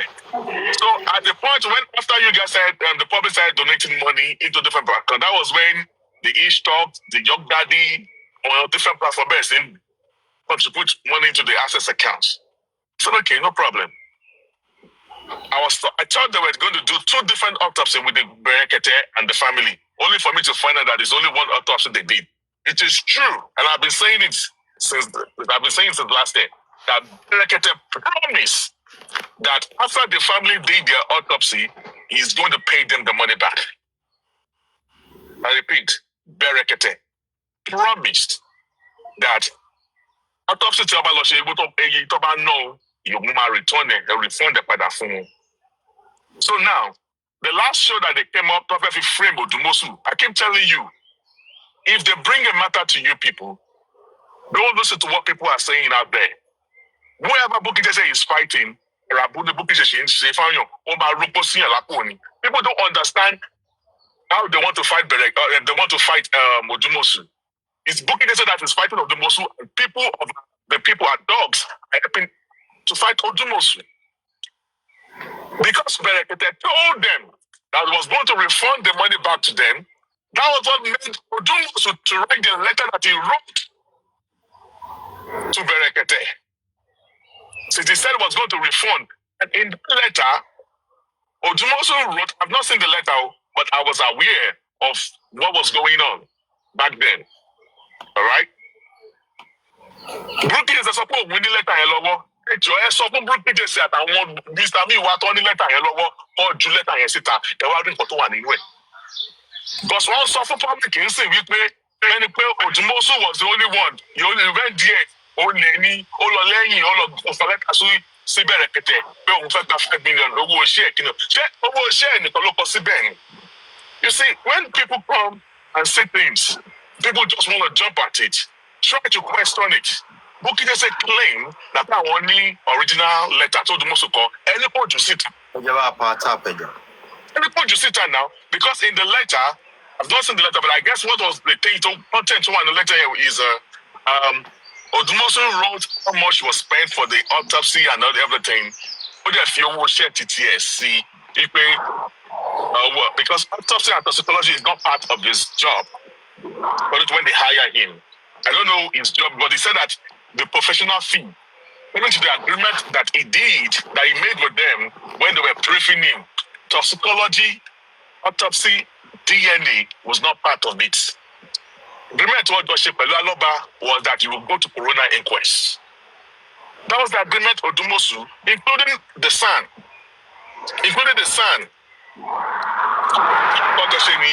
And I'm telling you now that anything regarding to all these things, see, San Mamashi, you will pay San extra charges, extra fee, because the agreement they had with the son was only to go to coroner inquest. Any other thing you want him to do aside all those things, he's going to charge you. So, San here, you bound lost the high court. It's for everything is for coroner inquest. The same mistake they did with Odumosu is what they did with the son. If they tell them to sue Bossman now, anybody briefing, they were only asking for the briefing of Odumosu. Let them to give you the briefing of Sanshichu too. Do you know that this guy here, about 3 seconds video. Look at boy, talk below 3 seconds video. No, this guy talk below 3 seconds video. Damola. Do you know that for Shitu to go there, Shitu did not go. Shitu sent his younger lawyer to go there. With the Shekato. I will not tell the public about this, but I'm telling you, do you know that they pay Shitu? They pay Shitu extra money. They pay Shitu. I was aware of 700,000 naira that was given to Shitu, but in their accountability, they wrote 900,000 naira there. Because Shitu is going to charge you any extra fees to pertain to briefing telephone. The DNA matter. DNA matter because I don't think Shitu will be able to dissect. They claim that they want to start another one. I don't care about that. But regarding to the autopsy and toxicology, now Odumosu put a disclaimer out there because they were making it to look as if Odumosu lawyer. That was what made Odumosu to come out with a publication that he did to clarify that is sitting with a GoFundMe because Bukky and Adogs came out to say that Odumosu will go for me. Odumosu only access to no GoFundMe or access accounts. Exactly. So people do not understand that. See, I myself and Kwame Mose, we were one of the critics of Odumosu. But the same thing they did with Yepu,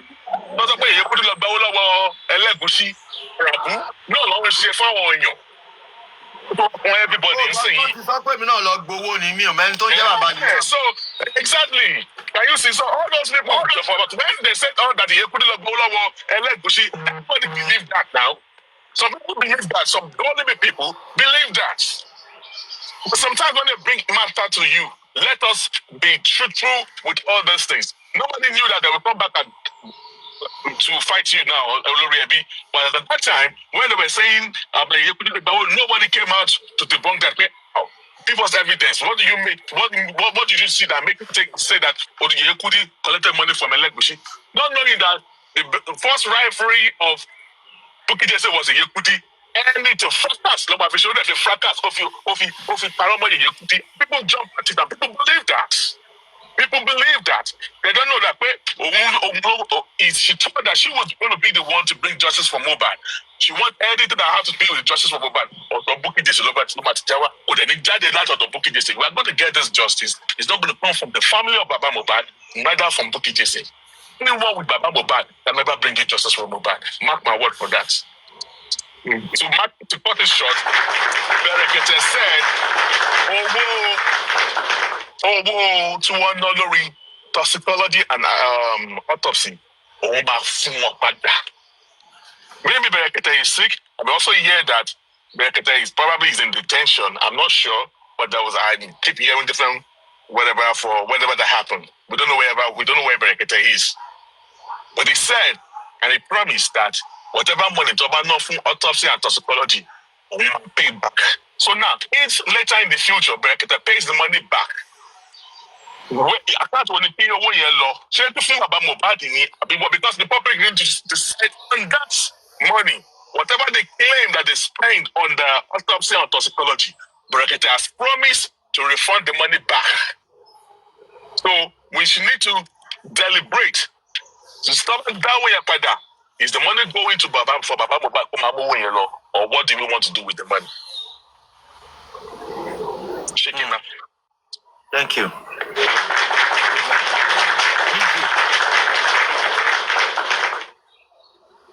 BJ. Hello, Baba. Lápẹ̀tọ̀. Ṣé pé gbogbo nǹkan tá a ti ń sọ fún yín láti gbà yẹn lọ́hùn-ún torí ìfẹ́ tẹ ní sí bàbá Mohbad ṣé kí gbogbo ẹ̀rọ ń já náà báyìí? Gbogbo wọn tẹ́ ń sọ ń sin pa Berekete ó ló máa san lé ó ló máa san yẹn gbogbo yẹn làwa ti sọ lórí pílátífọ́ọ̀mù yín gbà yẹn. Bọ̀ torí ìfẹ́ tẹ ní sí bàbá yẹn àti bìlíf tẹ ní sí gbogbo àwọn tí ẹjọ́ ṣe ń gbà yẹn ohun táwa ń sọ ẹ̀ka kún gbà yẹn. Ṣé ẹ ti gbogbo everybody wá jalè ni? Wọ́n wá jalè ní ìgbà tẹ́mi ti ń sọ fún yín gbà yẹn ẹni tó bá against bàbá Mohbad gbà yẹn wọ́n ṣépè fún wọ́n ṣe ogbẹ̀ fún ni.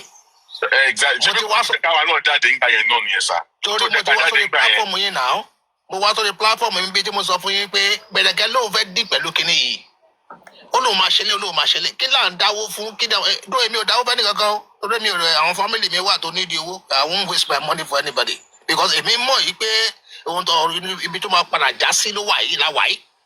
Mo wá sórí platform yìí jọ yẹn gbogbo àwọn supporters yìí ni no don't talk like that to mo sọ pé tani bàbá Mohbad tó bá ṣẹ̀ tá a lè sọ̀rọ̀ sí tẹ bá rántí lórí platform yìí tani Mohbad gangan tá a lè sọ̀rọ̀ sí tó bá ṣe ohun tí ò dáa but àwọn èèyàn torí pé ìfẹ́ tó ní sí bàbá yẹn bóyá ká wọn lára sí èmi ò bìlí kọ́ máa ṣépè fún yàn èmi ò ṣépè fún yàn tèmi but tá a bá rò tọ́ ọ̀rọ̀ ẹ jẹ́ ká sọ gẹ́gẹ́ bí bọ́sùmá ṣe ń sọ̀rọ̀ bọ́bọ́ bọ́sùmá yìí mo máa ń tẹ̀lé dáadáa mo máa ń láìkọ̀ ọ̀rọ̀ ẹ̀ mo máa ń gbádùn ẹ̀ gidigidi gan. The last time tí wá sọ́dọ̀ yín jọ yẹn náà mo lísìn sí ẹgbẹ́ pàtó sọ̀rọ̀ tó náà mo sọ̀rọ̀ ṣé rí bọ́bọ́ bọ́sùmá yìí ó máa ń sọ àwọn ọ̀rọ̀ kan tẹ́ pé tẹ́ bá ń tẹ̀lé ẹ mọ̀ yìí pé gbogbo tó ń ṣẹlẹ̀ ń sìn yìí bọ́bọ́ yìí náà ti rí ó ti fọ̀ sí ẹ̀ for a long time. But tá a bá nífẹ̀ẹ́ yàn kò yẹ kí ká máa nífẹ̀ẹ́ yàn kó yẹ pé ojú wa wá fọ́ àní rí àṣìṣe tó ń ṣe. Téèyàn bá ń ṣe àṣìṣe ẹ jẹ́ ká jẹ́ kó mọ̀ pé ohun tó ń ṣe bàbá kò yẹ kó rí bẹ́ẹ̀ ẹ jẹ́ ká ṣe báyìí ẹ jẹ́ ká ṣe báyìí ẹ jẹ́ ká ṣe báyìí ẹ jẹ́ ká ṣe báyìí ẹ jẹ́ ká ṣe báyìí ẹ jẹ́ ká ṣe báyìí ẹ jẹ́ ká ṣe báyìí. Bọ̀ tẹ́ bá sọ̀rọ̀ bàbá Mohbad wọ́n á ṣépè fún yín ní kinní kan wọ́n á ṣépè fún eléyìí wọ́n á ṣépè fún kíni ṣe justice nìyẹn ni. Berekete ní kí ẹ má náwó kọ̀ọ̀kan I will take care of everything. Àwọn ọ̀rẹ́ bẹ̀rẹ̀ tó sọ́ngbà ó ní àmì mílíọ̀nìà.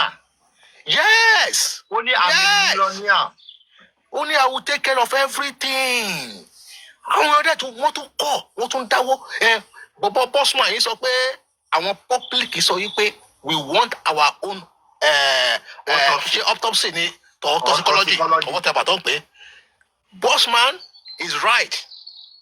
The public says so that I need because our public yẹn wọ́n tẹ̀lé Bukky Jesse bí àgùntàn ni bí àgùntàn lọ́yìn tẹ̀lé Bukky Jesse gbogbo ohun tí Bukky Jesse bá ti sọ wọ́n máa tẹ̀lé bí àgùntàn ni so gbogbo àyẹ Bukky Jesse ò fún wọn ní opportunity láti ru ọpọlọ wọn láti mọ̀ yìí pé inú parun owó wa máa lọ sí owó máa disappear ní rí value owó tá a ná ẹ wo adúrú millions tẹ sọ sínú àkáǹtì yẹn lórí platform yìí ìgbà yẹn tẹ máa advocate fáwọn èèyàn mo mọ̀ bẹ́ẹ̀ ṣe máa stop wa ńgbà míì ká máa sọ̀rọ̀ òdì ká máa sọ kankan sí bàbá Mohbad but àwa ti rí bàbá tó ń lọ káàkiri tó ń grant interview. ṣé ẹ ti gbọ́ ẹ̀yin tẹ́ ń drag ṣé ẹ ti rí pé mo ìgbà kan ni mò ń support bàbá Mohbad ni mò ń gbèjẹ́ káàkiri ẹ̀yin lẹ báyé bàbá Mohbad jẹ́ ẹ̀yin lẹ jẹ́ kí bàbá Mohbad dẹ́ ní ẹ̀tẹ́ ẹ̀yin lẹ jẹ́ kí bàbá Mohbad dẹ́ ní àbùkù. Bàbá tó lọ káàkiri tó lọ ń grant interview ṣé rí ibi tẹ́mi ti disagree pẹ̀lú bàbá ni pé from the beginning I'm sorry to say this.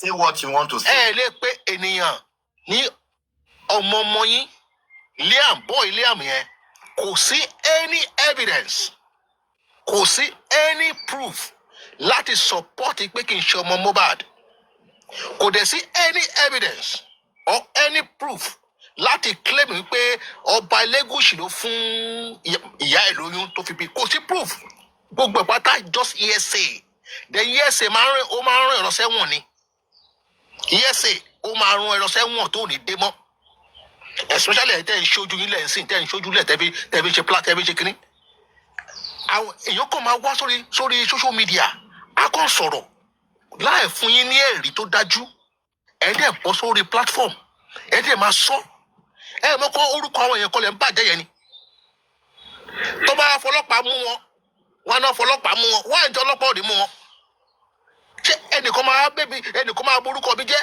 màá wá mọlé ẹ̀ máa mọ̀nà ẹ̀ mi ìwà nílọ mú ẹ máa mú yàrá ya ẹ̀ gbogbo tí ọba Elégùṣì bá ṣe fún anybody tó bá borúkọ ẹ̀ jẹ́ kó gone àwọn ayé wà pẹ̀lú ẹ̀ ní evidence ẹ̀ wá sọ̀rọ̀ pé ọmọ yẹn kú bàbá dẹ̀ ń grant interview káàkiri wọ́n dẹ̀ ń ṣépè fún Liam bàbá yóò lè sọ pé ẹ dákun ìjọ́ntò Ọlọ́run ẹ̀ tẹ́ ń gbèjà mi ìjọ́ntò Ọlọ́run ẹ bá mi fọmọdé sílẹ̀ bàbá yóò sọ pé ti QH sọ nǹkankan ti QH radio tó ń drag lọ́wọ́ yìí tí bàbá yẹn bá níjọ́ tó ṣe ṣòkó lo ọpọlọ ẹ̀ pẹ̀lú pọ́ǹkì tó máa ń gẹ̀ bí àwọn ẹlẹ́ran tó ń tẹran ní abatíọ̀ yẹn tó gbá ń gẹ pọ́ǹkì yẹn so kó dẹ̀ bọ́ta kó dẹ̀ àdírẹ́sì ọ̀rọ̀ ẹ pé àìjọ ẹni yìí ó ti ṣoore fún mi rí ẹni yìí ti ràn mí lọ́wọ́ rí ọ̀nù ní yìí ti ṣe báyìí fún mi rí kó dẹ̀ gba bọ̀bọ́ yẹn lẹ̀ lọ́wọ́ búlì tó ń búlì bọ̀bọ́ yẹn ẹ fèmí lẹ̀ mí lè gbèjà ara mi wọn mo tó tán lọ́tọ̀. ṣé mo kẹ́ QH radio yẹn ìgbà tí kìíní kan bẹ̀rẹ̀ ó wà lára àwọn tó travel láti Ghana ó wá láti Ghana ni láti wá bá bàbá Mohbad Nàìjíríà ṣé ẹ rántí ó wá láti Ghana tó wá bá bàbá. tí bàbá wọ white nìbàdàn tó lọ sí Ìbàdàn pẹ̀lú bàbá that was the first one fún olórí envelope báyìí. God bless you. Mo flight wá látàbújá mo ní látàbújá láti Ghana ló ti wọ flight wá drop owó. bọ̀bọ́ yẹn dẹ̀ wá ó ní pé owó táwọn èèyàn ní kí n fún yín lélẹ́yìí ó dẹ̀ gbé fún bàbá yẹn ó lọ yẹ kí n fún yín ní private ni bọ̀ torí pé ó jẹ́ owó táwọn èèyàn dá mo ṣe fẹ́ fún yín ní public káwọn èèyàn lè rí pé iṣẹ́ tó rán mi sí yín o bàbá mo fi jíṣẹ́ fún yín ṣé irú àwọn èèyàn báyẹn lẹ́ kí bàbá máa wò kọ́ máa wọ́n lẹ̀ bẹ́ yẹn. Mr. BJ, that was the first money. After owó envelope yẹn QH radio gave bàbá Mohbad extra money after that. The second money was 5.3 million. The third money that was given to him was 3.5 million. I stand to be corrected, either 3.5 or 3.7. Total amount that Baba Mohbad collected, Omalobi 9.5 million. Lórí platform. Yes. Now, Mr. BJ, mo ṣe máa ń tẹnu mọ́. Ṣé o mọ̀ pé Bossman ṣé o mọ̀ pé ó yẹ kó ti ìjọba ti ní kó lọ sí Mohbad? Bàbá yẹn mọ̀ pé tó bá sí Mohbad báyìí, ebi máa pa òun. Mohbad tó ṣì wà nílẹ̀ ló fi ń gbowó. Ó mọ̀ pé tó bá lọ sí Mohbad báyìí, ebi máa pa òun ni. Bàbá yẹn ti tẹ́ báyìí, ó ti tẹ́ lọ́wọ́ ọmọdé, ó ti tẹ́ lọ́wọ́ àgbàlagbà, ó tẹ́ lọ́wọ́ ọkùnrin, ó ti tẹ́ lọ́wọ́ obìnrin, ó ti tẹ́. Láti April ni ọ̀rọ̀ owó lèmi ti ń jà ní abẹ́nu lé pé àwọn public gbọ́dọ̀ bọ́ sí kankan lórí ọ̀rọ̀ 5.3 tí public tí kí Oṣòdì kó fún bàbá. Náà kí ló fa kíní yẹn was that April tí ọlọ́pàá tí àwọn ọba tó pe bàbá Mohbad wá sí station. Bùrẹ́sì fi bàbá Mohbad lẹ̀ sí. Bàbá yín á fẹ́ Bùrẹ́sì. Bàbá yín máa rán bàbá yín ní kó má lórí pláfọ́ọ̀mù yìí. Bùrẹ́sì led bàbá at the station. So I was on the phone with Mr. Miwa. Then I pè barrister pè Mr. Miwa. Wọ́n sọ fún pé òun bá ti gbára mi sílẹ̀. They added lawyer to the phone call. The lawyer was now reporting that Baba Mohbad just called in that he was not with money. And Gracie left now, Gracie law. Baba Mohbad because he was fasting. He has not eaten since morning and he was stranded at the station. There was no gas in his car. So, barrister on Binu pay the bank at April, March last year, 2024, Gracie at the lawyer or this or date was or any more politics don't show that I believe. So, barrister was mad that why would Gracie leave Baba Mohbad at the station for that long? So Baba Mohbad now claimed that he doesn't have money. That he didn't have money on him. I said, Baba, you can't tell me you do not have money. Because I am aware some individuals that are giving you money, not into the access account, but into your youth. Are they giving you money to eat? Okay, so it's giving you 100,000 naira. These people are also giving you in dollars that I am aware of. So make a call. And I went to call this my friends. And hey, I thought you said you just gave Baba Mohbad some money. He said, yes, now boss man. I gave him money 3 days ago. When now he's saying that he's broke. He doesn't have money. How much did you give him? He told me how much she gave to Baba Mohbad. So, and he's telling me that she's broke right now. This man is like playing games. But I also recall, money Mr. Biwa. So there's no money in the access account anymore. He said yes. Because as at that time, 3.3 million was into the access account. After booking, they said, I could use to pay to Baba Mohbad. Because I was aware that I can't for me. I thought he was going to go and bring out a book. He was just calling here, we spend this on this, and I said, Mr. Miwa, this is not up to because the public are going to ask you for accountability. You're supposed to have, when you guys are spending money, your expenditure supposed to be written well. Because you were going to come out to do accountability of all these things. So in all what he was saying. Hold on. Eba mi wo ṣé wọ́n stream bàbá wọn ṣá ṣé wọ́n stream bàbá wọn eba mi wo wọn. Ẹ jẹ́ kán mọ̀ kán gbọ́ tán bá mu stream mi kán lọ tètè tán live chat wọn kán máa bàbá wọn ti wà ń ta látàárọ̀. So and I told them. And I told them that Mr. Miwa, if Baba Mohbad is broke right now, and you are saying there's no money in the access account, how will I show you? And all the figure 10 for me, or Darupo will take QS radio. Mohbad. I am aware because I almost tell QS radio not to give Baba Mohbad that money. But because of emotions and other people, because QS radio told me about it. So there's a noise behind on the other ground. I don't know where it's coming from. Yabo. To find itself to way to. Oh yeah, continue. So now, money, the big QS should be offering Baba Mohbad me or but why tell she more or she go from legal team me. Oh yeah, no, what QS should do for me? It's from excuse me. But what QS should do for 1 year is from justice from it's for all from Baba Mohbad for 1 year jail. But yeah. So QS should do for Baba Mohbad 5.3 million. Peki Baba fi jail. No, I don't think so. So only talk about Baba Mohbad coffee jail. But all right, no problem. Yeah, Lobe. Few months later, all QS radio. Alright, so QS radio 3 weeks ago, 2 weeks ago. But Lord Darrow and he said all what I said is the truth. They said you are buying it last year. And I told QS radio, the money you gave to Baba, what was the money for? Now, Pastor, what are you talking about? Baba sọ pé àwọn need the help ọba sórí platform wọn pé àwọn fẹ́ gba lọ́ọ̀yà gbàyàn lọ́ fẹ́ gba statute pé àwọn lẹ́nu gbòkè o àwọn náà ti ní lọ́ọ̀yà o Àwọn fẹ́ fún bàbá Mohbad lọ́ọ̀yà. Bàbá Mohbad sọ pé àwọn ò ní lọ́ọ̀yà wọn. Pé àwọn ti ní lọ́ọ̀yà táwọn fẹ́ gba owó làwọn fẹ́. And I want to know, okay, wọ́n dẹ̀ fún wọn ní owó and they asked him that that's all of it gbà sí, and he gave them the Wema Bank account. Wọ́n á sọ fún Alhaji, why did you pay that money into the Wema Bank account? He said, I was aware of access and the Wema Bank la àwọn mọ̀ and Wema Bank ní bàbá fi owó sí. Why would Mohbad? Olórí I repeat again, the access account that was open was my idea. Yes, you said it. You always say it. And we have about 12 people that can attest to this, including Guresi and Mr. Miwa. If they claim that Bossman is lying, I've told them they pursue Bossman. Agreement was agreement. We said there should be 4 signatories into the account because Baba Mohbad didn't man Pairo. Baba Mohbad turn àwọn monile. Wọ́n lè náà wọ́n mọ Latisne gan. Ẹ má wá ṣọ́ọ̀kì tí Baba Mohbad bá nù wọ́n mọ mi. So now, we talk with Baba Mohbad lórí òkè ni. Ẹni kí Baba Mohbad wá sí Èkó kó wá fi open account here. I think I've said that before. Don't let me bore you with that.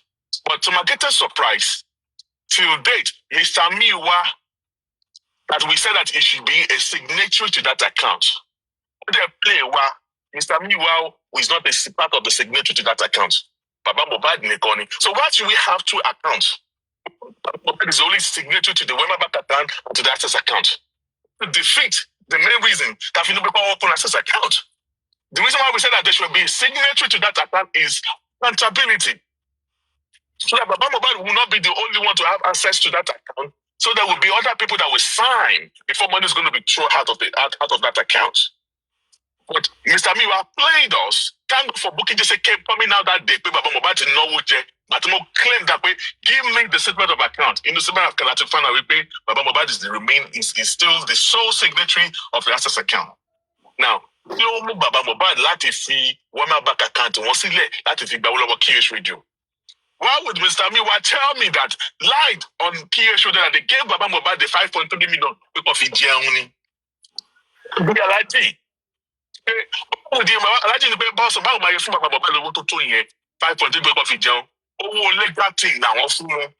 And 2, it's much accountability of tó ṣe ń gbà yẹn. Wọ́n pẹ̀ tí owó QH Radio will appear in their accountability. Now, bí Baba Mohbad jí owó, bí kò jí owó. The only thing that is making Baba Mohbad to be scared, let me tell you today, the reason to make Baba Mohbad to be scared of anything was that there was a fraudulent activity in the access account here. Money was transferred from the access account to another account. That is why they are saying that we have no right to abuse them. In the last show, Baba Mohbad is saying, any question regarding to the access account, they are free to come and ask him. We do not need to ask you anything. Bossman. Yes, they are scared to ask Baba Mohbad about the access bank. Because if it's actually one here. Now, if it's Baba, this Yoruba people that says, I heard that this adage that your Baba Fema wearing more, my young company, right? Did I say that correctly? Why your company, why wear money, why wear company, what if fully long? Exactly. Now, if you are saying that the public are accusing you wrongly, they shut us up and surprise us by preaching out the statement of accounts. Just no accountability anymore. It's the statement of accounts. From the beginning, that this Tashi access account until date, you will see some things that happen. So what your show in the statement of accounts. Told some people that he has touched the money in the access account. He has spent the money that he was looking at how to pay the money back. That's what he told with his own mouth. With his own mouth. Now, I'm asking them, did you ever transfer money out of that account to another account? The day they were doing their accountability, How much was in their accounts, in the access accounts? Eniki Baba Mohbad, how much accountability more? What we needed from him is statement of accounts. You don't need to give it to anybody. Just publish it on your own. Everybody, that is all what we're asking for. And those people that are asking you, this is 2025. We have intellectual people here. And it's not that way. It's not defamation of character. And I've told them everything that I've come out to talk about. Baba Mohbad, you have access to your lawyer. Say, son, let him petition me in everything that I have said so far. Evidence. Wọ́n máa rí ẹni tó lè takù wọn báyìí. Wọ́n ò ní fẹ́ takù ẹ̀. Nítorí wọ́n mọ̀ pé mọ̀ nǹkan tó ń sọ. They know you know what you are talking about. This is why they have been dragging Bossman to shut me up. And the first time I came here on your platform, that's why you saw the Young Daddy and other Panko came here trying to shut me up. Me, I don't attend to bullies. Nobody can bully Bossman. And I keep telling people that if you have been bullied, you are bullied because there are some things that they know and they don't want you to talk about. Yes. They want to use that bully to shut you up. That's but what the thing is this. That is what they are doing to me right now. The thing is this. Bullying is when the victim accepts to be bullied, and exactly when you are feeling intimidated, that is when it is being noted that you've been bullied. Being bullied, bullied. You can decide to ignore, you can decide to fight back like Papariano is doing right now. If you like to just see them as inconsequential set of vagabonds. That's what I am saying to them.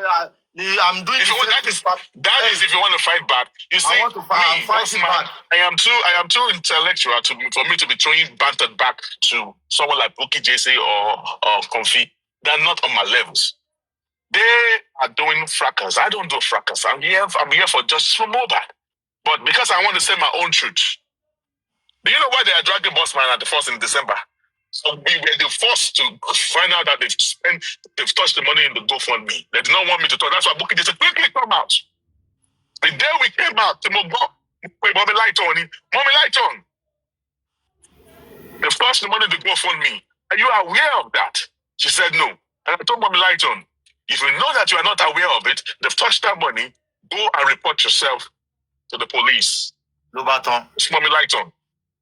And the one that shut me up was, number one, I was asking them, why did you touch the money in the GoFundMe? And what touch money in the GoFundMe? You did not take permission from the public that donated the money. That money in the GoFundMe does not belong to Joseph Aloba. It's the public that owns that money. Follow the access account does not belong to Joseph Aloba. Let them sue me to court. That's why different pay Aloba loan account access accounts. I have 12 people in the meeting that day, including Goresi and Mr. Miwa. That when I came up with the idea, and why did we say that they should open the access account was that last year, a lot of people all open different GoFundMe. We at the 7 GoFundMe. I went on the GoFundMe and they give Baba Mohbad envelope. Other people are giving money to Baba Mohbad and also putting money to the Women Bank account for justice for Mohbad. When the people in the diaspora said, Baba Mohbad, we need to do something. Can you take 50,000, 20,000 out of that account and give to this one for justice for Mohbad? You keep saying,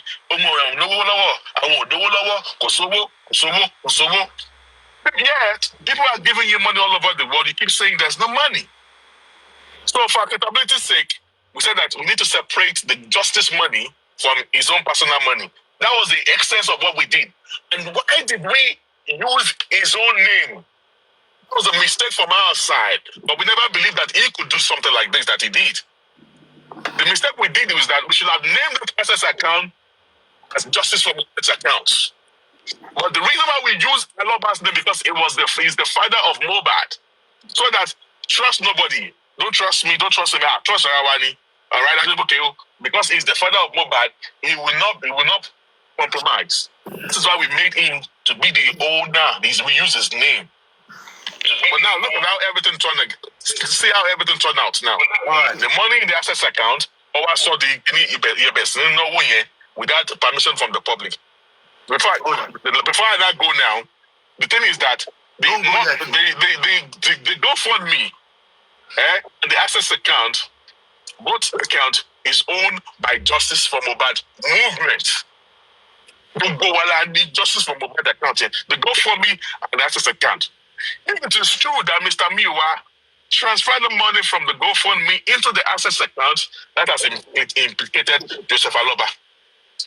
The money in the GoFundMe is cash to Mr. Miwa's American bank account. So when GoFundMe released the money from that account, from GoFundMe account, the money goes directly to Mr. Famiwa's account. So if Sam Famiwa claim that after they send the money to his own account, he transferred the money, he changed the money into Naira and sent the money to Baba Mohbad's account, that has implicated Joseph Aloba. Because the public money, I love Sanshitu. I know that Sanshitu will not help into this mess. Stop grammar. I know that Sanshitu will not want to defend this thing. Because if he try to defend Olaba in this, the GoFundMe and access account, this is going to be the first case that Sanshitu is going to lose. He's going to lose this case because that GoFundMe and the access account is owned by the public. We only use Aloba's name in the access account. All right. Thank you very much. All right, hold on, oh, my lord. Sholex.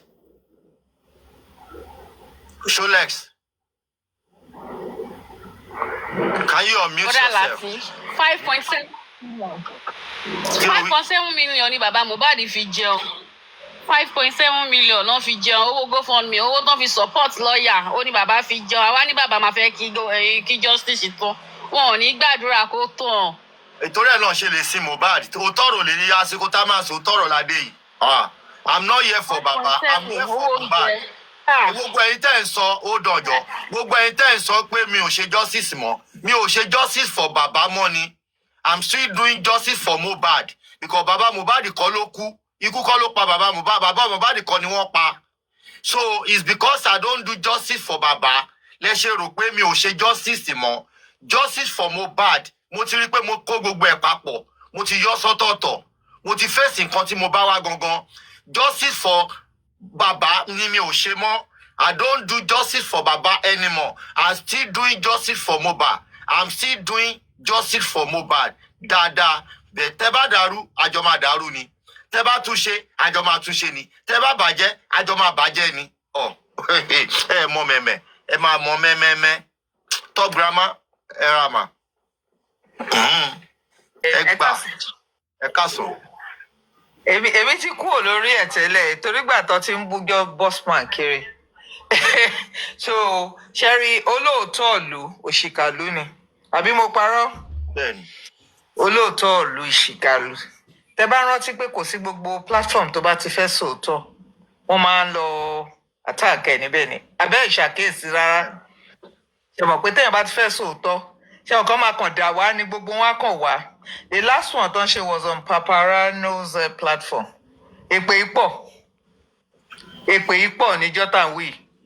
But ó ní kó fi wọ́n sílẹ̀ kó máa gùnkè wá àwọn tó ń gùnkè wọ́n á fẹ́ tó 5 or 6. Èpè yìí ti pọ̀ jù. Wọ́n fún wọn ṣe ọ̀gẹ́ Paparano dẹ̀ máa kú òbẹ̀ fún wọn ni. Ìgbà tó yá mo kúrò ńbẹ̀ ni. Because ṣẹ́rí téèyàn ò bá ti fóòtọ́ ọ̀rọ̀ ibi tó máa ṣe rántí pé tó bá ti wá sọ́dọ̀ yín bí ṣe rántí pé wọ́n máa wá kíní kan bayọ̀ kíní kan oríṣiríṣi wọn yẹn wọ́n máa àtàkẹ́ àti gùrẹ́ksì. And then one more thing tí mo kàn notice ni pé ṣàkíyèsí pé gbogbo àṣírí wọn wà lọ́wọ́ gùrẹ́ksì ṣá. That's why they can't do away with him.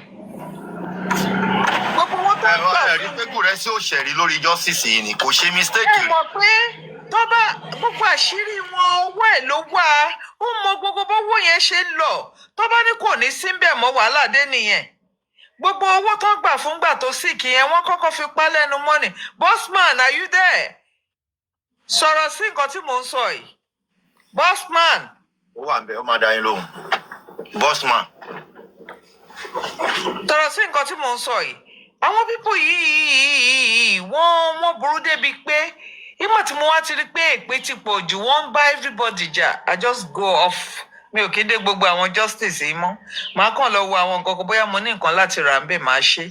Sherry Joseph àbí kí ni orúkọ bàbá Mohbad yẹn? Joseph Jossy. Jossy ló ń jẹ́ òkè. Èèyàn bí ní ayé àtọ̀run. Owó ti jẹ́ níyàwó láti ayé tó ti kọ́kọ́ wá títí di ayé tó tún wá báyìí nsìn. And tọ́mọ èèyàn bá fi ń ṣe bẹ́ẹ̀ yẹn fúnyàn nígbà yẹn, tọ́mọ yẹn wà láyé, á ní nǹkan tọ́mọ yẹn ti rí. Kò yé yín, ó wá di ọ̀rẹ́ ìyàwó ẹ̀ nítorí owó tó ń gbà. Ṣé rántí nǹkan tọ́mọ yẹn náà ti sọ ọmọbìnrin yẹn pé wọ́n máa lẹ̀ kó págbẹ̀yìn ni tó bá mọ irú ìwà tó ní. Ìwà yẹn ló ṣẹ̀ṣẹ̀ wà. Ìwà oníwà ló ń wù tẹ́lẹ̀ o. Kò tí ì kí ń jẹ pọ́ọ̀bù. Ẹ ra dúró nǹkan tó ṣe fún mi tọ́jú sọ pé ó ṣe dáadáa ni ẹ wá dúró nǹkan tó ṣe fún mi. Gbogbo ìtọ́jú fún wọn tún gbà yín lọ́mọṣẹ́. Nǹkan tí bàbá Mohbad ṣe fún mi èwo ló lè gbà nínú wọn. Wọ́n tún gbé yín lọ́mọṣẹ́. Wọ́n tún gbọ́mọṣẹ́ yín sí orí platform. Wọ́n tún interview. That is evil. Irú èèyàn bẹ́ẹ̀ yẹn téèyàn sá tó ń jìnnà sí pátápátá. Mọ́mì ẹ jọ̀ọ́ torí Ọlọ́run nígbà tẹ́ gbọ́ story yẹn ṣé mo parọ́ mọ́mọ yẹn ṣé ọmọọṣẹ́ mi lọmọ yẹn àbí ọmọọṣẹ́ mi kọ́. Ọmọọṣẹ́ yín ni nàún. Ṣèbáwọn náà wọ́n sọ nàún. Ṣé mọ̀ pé ẹ lè fi kọ́fí kẹ́ máa fi wé yín? Kọ́fí ṣẹ̀dé lóyìnbó tí ò tiẹ̀ ìlú òyìnbó half ló dé. Ó wà nù ilé ibi tó ayé rí pé tọ́ílẹ̀ tó ti máa ń ṣe gbogbo àwọn nǹkan tó ń ṣe ni. Tó ẹ lè fi ra pé kọ́fí àbí kílẹ̀ ń korúkọ yẹn. Then Bukky, ó yẹ kẹ́ ti mọ Bukky. Kó má máa sọ̀rọ̀ Bukky ò láyé. She's pained. When you are a sadist, kó dàrú ló máa rí. Kò sí dìnnú kankan nínú ayé ẹ̀. Bẹ́ẹ̀ni, ẹ mọ̀ tó tọ́. Ọmọ ẹ̀ ní problem. Àwọn tó mọ̀ tọ́jú ọ̀rẹ́ ẹ̀ ti sọ pé ọmọ yẹn wọ́n wá gbé láti ibi tó yẹ kó wà nínú ilé gangan. Tìtorí pé ó ti ń kó gbẹ̀gẹ̀ wọ́n ti wá gbé lọ sí Oxford níbi tó ti ń tọ́jú wọn. Ó ti yé yín, kò tún sí nínú ilé mọ́, ó ti wà níbi tó ti ń tọ́jú wọn. Ìyẹn ọmọ Bukky Jesse. Bẹ́ẹ̀ni ṣebí Àṣàkẹ́ ti sọ̀nà àwọn tó mọ̀ ti sọ̀nà ó ti lọ ká sí wọn. Nítorí ẹ̀ ló ṣe wà bíta ó mọ̀ pé òun ti pòfo Bukky Jesse mọ̀ pé òun ti pòfo láyé ó pòfo lọ́run. Ẹni tí ò bá ní nǹkan kan ó máa da gbogbo nǹkan rú ni. Bẹ́ẹ̀ni. So èmi ò kí sọ̀rọ̀ ọ̀rọ̀ àwọn èèyàn bẹ́ẹ̀ yẹn, I don't talk about them. Mo rántí ìgbà kan tí bossman sọ fún mi pé orúkọ wo lẹ tún ṣe mọ́nẹ́ mi kẹ̀ èmi tó jẹ́ pé gbogbo àwọn èèyàn yìí tó ń gbé fọ́tò wọn kiri my children kó tó jẹ́ kí n wá sórí black app yóò pẹ́ àwọn náà ṣì wọ́n ní if you go because wọ́n máa ń búra wọn ń ṣe gbogbo ẹ̀ if we see you go and talk anywhere and they swear for you or do anything we shut you up lẹ́sẹ̀ kan náà àmà lè yí kú bẹ́ẹ̀ àmà paná gbogbo ẹ̀ ní. So èmi mọ̀ wọn ara mi ṣó ti yé yín ẹ kọ́ ni pé mo máa ń sọ̀rọ̀ nísàlẹ̀ mi ní wá sókè yẹn kankan máa kàn wá sókè yẹn. Ṣé rí bossman àṣírí ṣẹ̀ǹtú ṣé rí gbogbo nǹkan tẹ̀yìn náà sọ àṣírí ṣẹ̀ǹtú ni. Onílé my brother I think I've spoken to you few times lórí platform yìí àti lórí Mojola Olúwa. So mo ti bóun náà sọ̀rọ̀ mbẹ́ àti àwọn náà ti sọ ọ̀rọ̀ nípa àwọn gùrẹ́ksì and all that everybody ti rí àṣírí wọn báyìí ṣó ti yé yín tẹ bá para yín pọ̀ tí gbogbo yín bá kóra yín jọ báyìí ẹ máa lé àwọn pípọ̀ yìí kúrò ni ẹ rí pọ́ máa sá fún yín ní orí black app yìí ni tẹ bá ti kóra yín jọ báyìí tẹ ẹ bá ti kóra wọn jọ náà fi ń jẹ kan.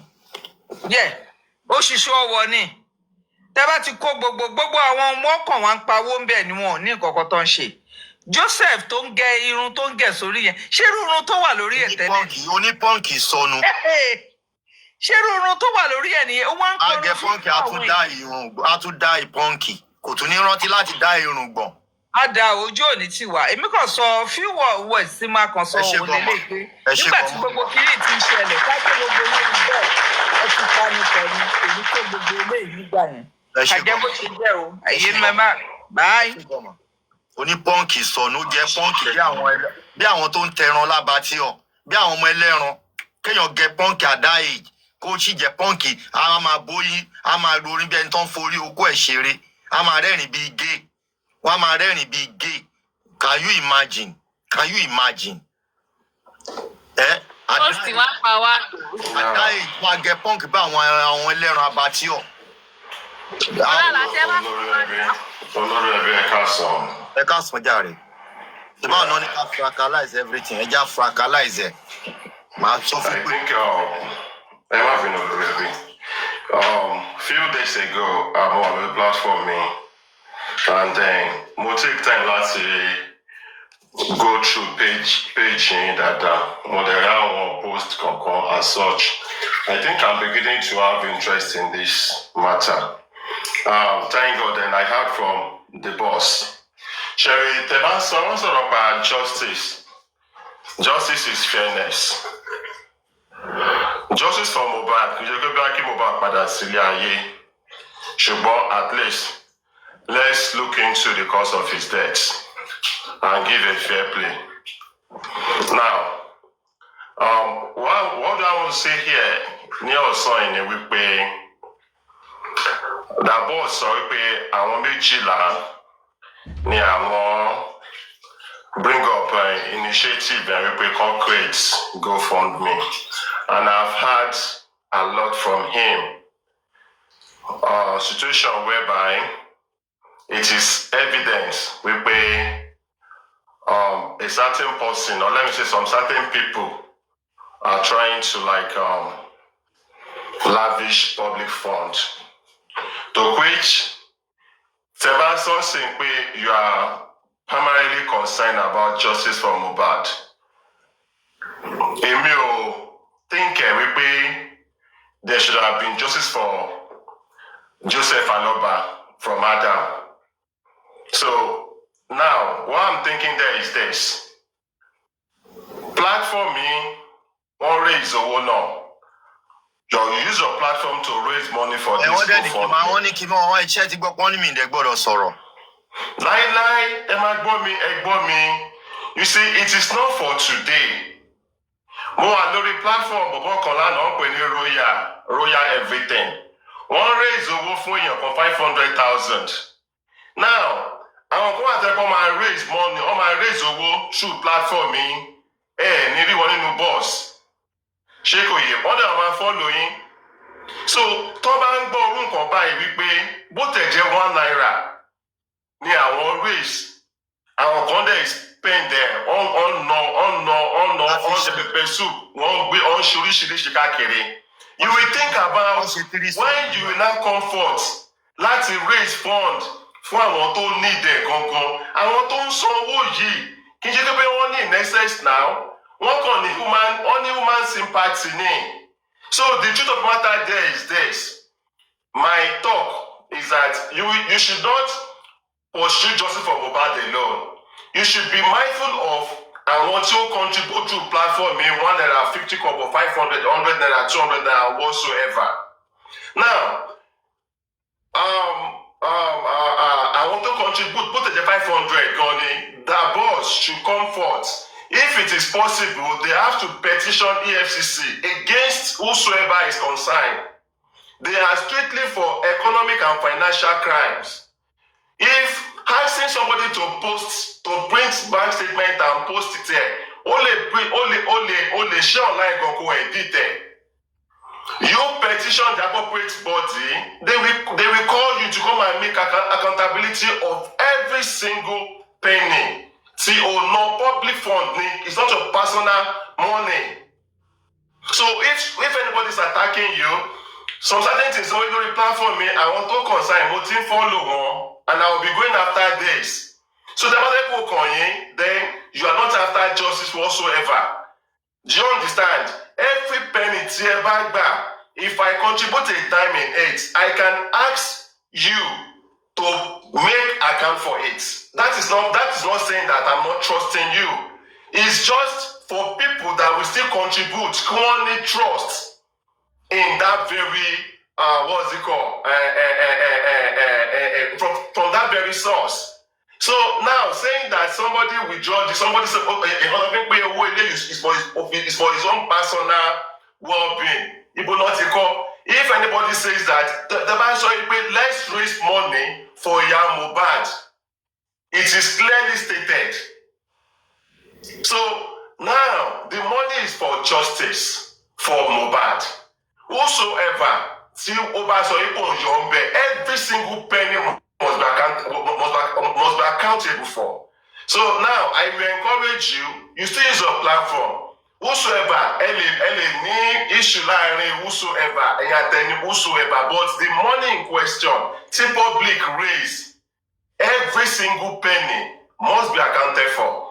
It is not a must. Tebane to contribute to platform, they have this, they have the local standard, they have the right standard. Hey brother mi, tí n bá ní kó máa kí n bá ṣí wọn lẹ̀ sí pé ẹ̀yin tẹ́ send owó lórí platform mi, ẹ máa send slip sí mi, fóònù yìí máa kún láàrin 10 minutes. I need to send any slip. Èmi fúnra mi gan ní slip. Èmi fúnra mi fowó sí láti send. I need to send slip for Mr. Oloriebi. The fact is that, according to what Mr. Ola Lozuri said so far, is that we, the public, do we have the right, Latima Berry, accountability of Baba? Yes or no? Because there are some people that are with Baba Mobad claiming that anything that belongs to Baba Mobad, anything that belongs to Mobad or anything that we put in charge of Baba Mobad or whatever for the money that was donated into the access or into the for justice for Mobad, Baba Mobad has the right to touch it. And the person was also claiming that, including the GoFundMe money, that whenever he likes, he can do with the money. And I said, you see what the people around Baba Mobad are telling Baba Mobad? Telling him that because he's the father of Mobad, does that make him shame Mobad public dying? They are making him to believe, and he's also believing that each time you are talking for Mobad, that any points, only gift they are giving to you is Mobad that is giving you the money. Yes. That is the mindset of Baba Mobad. Mobad don't gift. He came out to sing a song that if you end up with Mobadi, to film Germany, to film shaking it for me, imagine a pastor using Shongo coming out of a man of God's mouth. See, I keep telling people that this thing, the way you are saying Baba Mobad now, is the real character of Baba Mobad. Baba Mobad then, he was just an hypocrite. He was using the public, including me. He used every one of us to fight his own personal battle. Yes. He used me too. He used me. That boss, please. Yes, sir. Let me just round up, please. Onile, by God's grace, I will be in Nigeria next week. Tebari just only in your machine to raise funds from your platform. Let them contact me. I'm going to write a petition to the EFCC free of charge from that very person. I just need the details of the fund, the details of the account at Uruko, at our signatories to it. They can easily invite whosoever to have many details on. I'm going to do that one free of charge. Tebani, so I think it's going to serve rights. Mr. Ola Luxury. Whatsoever I have donated in this cause of justice for Mobad, I have donated it. The only time I will use it against any one of them is when they rise up against me to use anything against me. Because me, both a one naira, both one kobo ni mi only feel me. Kí n fi ràn yàn lọ́wọ́ kó tó wá fi gbógun ti èmi náà báwọn náà ṣe ń sọ wípé ẹnìkankan gbọ́dọ̀ fowó Mohbad gbógun ti àwọn. I'm not interested in using that slip to fight anything until I see that they are ready to fight me. Gbogbo eléyìí tán ṣe ń sọ yẹn náà èmi náà ṣe rí pọ̀rọ̀ ẹnu ni. So when they fight me, I will fight back. For now. Onile má bínú, I'm not directing it to you. Ṣé ń gbọ́ mi? Okay. Ṣé ń gbọ́ mi? Mi ò dẹ̀ sọ sí pé anybody in charge. I am saying this based on the narrative given by the boss, Shengomi, and what we are hearing, Shekoyeyin. So, something me as a person, it is still an allegation.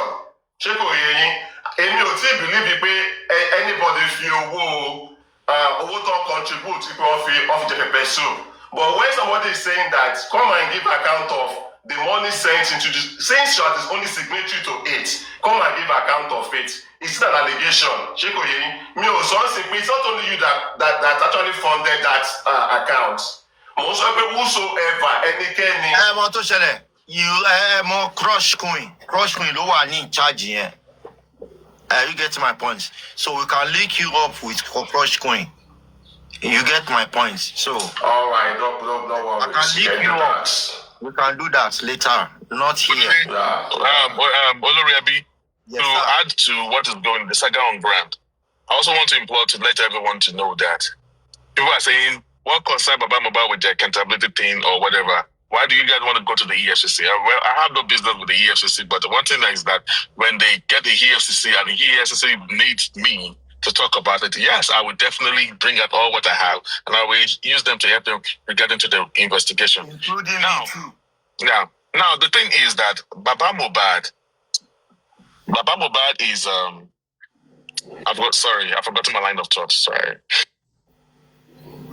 So Ola lost free. So I'm a link you up. Am I worry? Thank you very much. What's the problem? Yeah, Oloriabi. Sorry, interrupting. The thing what I'm trying to let people to know is that Baba Mohbad is aware of anything Mr. Miwa does. Of course, yes. Mr. Miwa, Mr. Famiwa, always instruct Baba Mohbad. Even though he played the game, he was instructed. Mr. Miwa was instructed to be a signatory to the account, but he played the game. Baba Mohbad is only sole signatory to the account. But Mr. Miwa always instruct Baba Mohbad to pay money.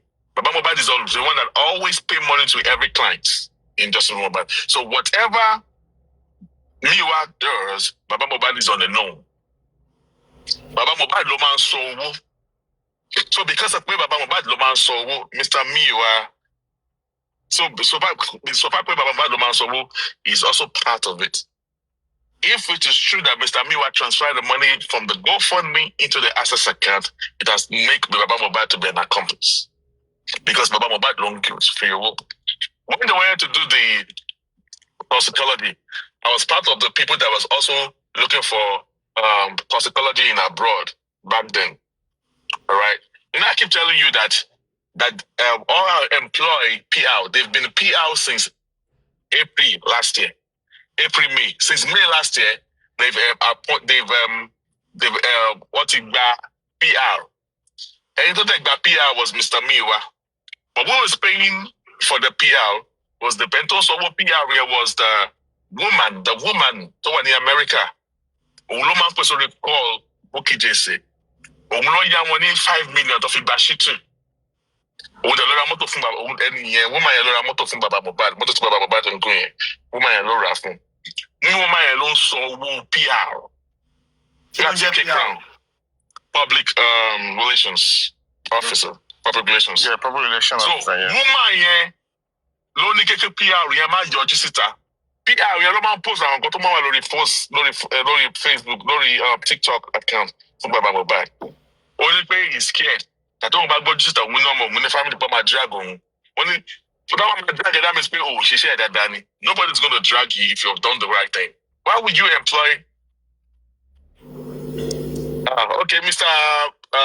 Coffee, he said that if Mr. Miwa transferred the money to the Wema Bank account, exactly. We do not know if the money was transferred to the Wema Bank account.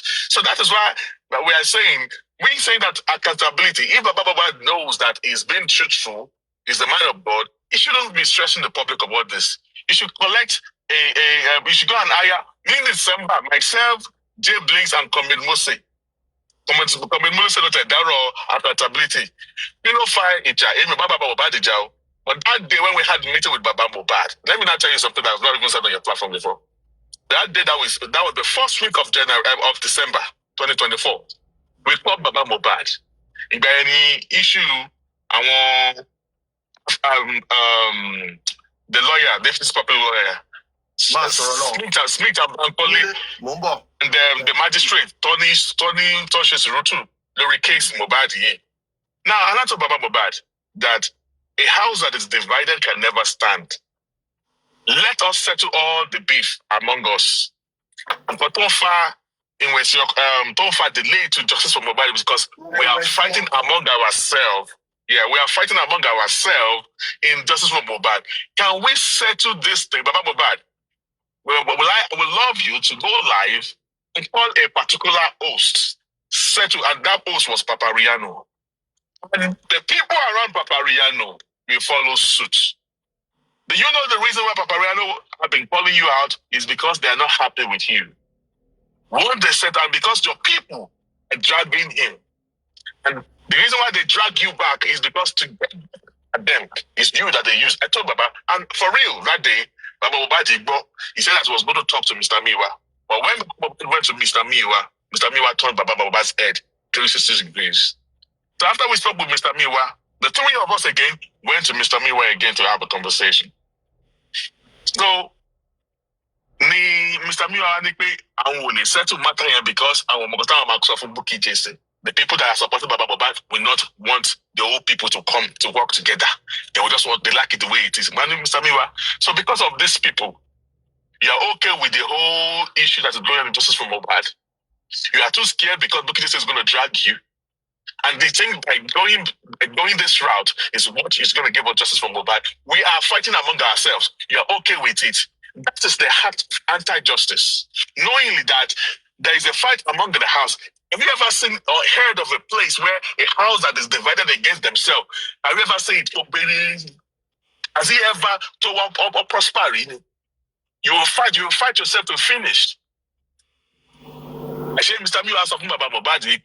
Come out because Baba Mohbad told us that he should come back 3 days later. And then Baba Mohbad by Kobago. We went back to Mr. Miwa. So one day something happened. And I went to Mr. Miwa to ask a question. That was when a video of Baba Mohbad told on Koigi, roof on Koigi. Many people are saying on the comment section that Baba Mohbad is going to church or Justice Mohbad church and all that. But he said that no, but I was aware that Baba Mohbad was going to Abeokuta to go and work with one of his friends. So Baba was like, boss man, that is not true. I will let you to know, Baba Mohbad, because he church in Baba Mohbad for Woko. He now put me on another line. So when Baba Mohbad called, I heard Baba Mohbad saying, I want to keep my beer what in pay me, but me beer go. He did not know that I was on the other line. Can you see the game that Mr. Miwa is playing because he was believing in whatever Buki Jesse is telling him to do? The problem of Miwa is no other person but Buki Jesse. And whatever Miwa says is what Baba Mohbad will do. So be a reaction journey. So whatever Mr. Miwa tell Baba Mohbad is what Baba Mohbad will do. Mr. Miwa does not want the people to work together, to come together. Everything and where's the justice today? So if Baba Mohbad knows that it's clean, his hand is clean in all this allegation of in law, then let him sue me if he did not transfer money out of the account. Let him also sue me if what they claim in February, accountability public that's not account here. Sue me now. No long story. Let him print out the statement of account or hire an auditor to audit the accounts. Then you will shut everybody up. So regarding to the autopsy and toxicology to Wanuoshe, although according to what I heard, 16 million, I've been saying that before they even came out with the accountability that it was 16 million. In fact, when Buki Jesse put 30 million official autopsy limiting the bunk, it's not 30 million, but 16 million. I've told Mr. Miwa that this Buki Jesse will be coming out and deceiving the public. We pay 30 million. Check to do the 30 million, 16 million. There's the whole gap of 14 million difference. So why is Buki Jesse telling the public that 30 million of official autopsy? Now, 16 million was spent for the autopsy. And they used 2.something million to fee the autopsy here. The specimen lost abroad. Now, if we could ask the public, if we could ask the government, toxicology, and they said Pennsylvania in the US, and we went to Pennsylvania, I did not see nothing wrong in with the public asking Baba Mohbad the same questions that it will be autopsy law, lab will let it and how much will let it Anyway, according to the last show, he said the pathology has already said that we ought to solve full. Now, Odumosu came out and he said that anything with a GoFundMe or access account. But Bukky Jesse has been coming out defaming that man. You pay GoFundMe, access account. And some people were believing, some gullible people were believing that when I first came out, they thought I was defending Odumosu. But I was trying to let them know Bukky Jesse on Pyro Rabu because he had issue with Odumosu, for Odumosu to allow Baba Mohbad to pick the call of Karimo. Exactly. Justice. Yes.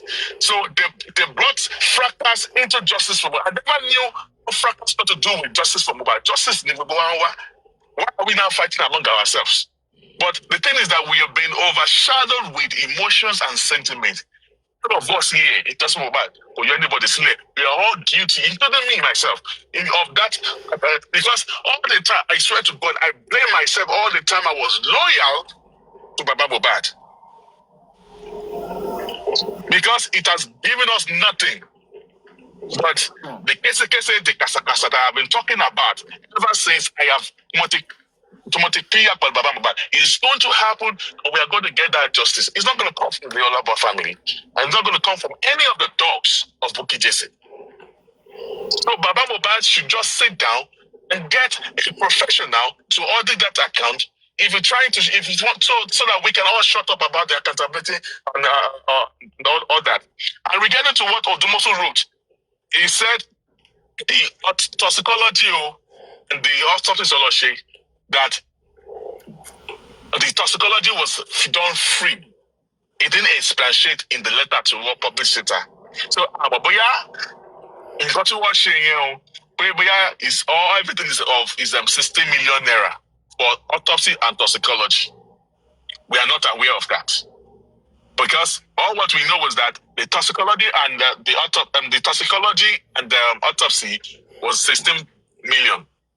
But Odumosu came out and said that toxicology was actually done free. Say autopsy Nikoni 60 million or what? That is what we've been waiting for Baba Mohbad to come and shed light to it because he's aware of it. And I'm telling you today, Baba Mohbad and Mr. Miwa knows the law of autopsy, and they are in the right channel to tell the public autopsy. So he did not come out to tell us. And then we came out. Do you know how long it took me to drive from Canada to the US to Pennsylvania? It took me 8 hours drive. More than 8 hours drive. Overnight to the whole day. If you drive, right? So if you could tell the government that toxicology and the autopsy on Pennsylvania, what stops the family, the public to ask the family the same questions? But anyway, let me just end there. All right. Sherry? Lórí Abi, ẹ ṣé mú kí ẹ kú ètò látàárọ̀. First thing tí mo fẹ́ sọ ni pé let's just take a deep breath. I know everybody is pained, especially people that put their mind, their all, their everything into justice for Mohbad. And what we are getting in return is not what we are expecting or what we expected. And I think Mr. Ola said something, not today, one time I was listening to him, that the genesis of this thing was that the government were the people that should have provided with a state prosecutor. Because unto Shelley, murder case ni or homicide case, and by law, you can't do it from bad. But because of our impulse, especially in pé àárí ẹni tí wọ́n ti pa tí irú nǹkan báyìí ṣẹlẹ̀ sí tí wọ́n lọ exhume body ẹ̀. Ó dà pé lẹ́yìn tí Mohbad yìí bọ̀bọ̀ ti lásù yẹn pẹ̀lú ti church ni mo rí tí wọ́n tún sọ pé that would be the second thing publicly that I have heard of. Now, bó ṣe jẹ́ pé nǹkan rí báyìí, a tún lè blame ara wa nítorí pé gbogbo wa ájú àbíamọ ló ń ṣe wá, ara àbíamọ ló ń ta wá. Ìgbà tí àwọn èèyàn wá dìde pé wọ́n ti lọ exhume Mohbad tí Lagos State lọ exhume body tààrà ta wá wípé ká lè jà fún ọmọ yìí. Normally àwọn ìjọba tó ń lọ gbé òkú ọmọ yẹn jáde tó ń hu jáde àwọn ló yẹ kán dúró kán provide Anthony or prosecutor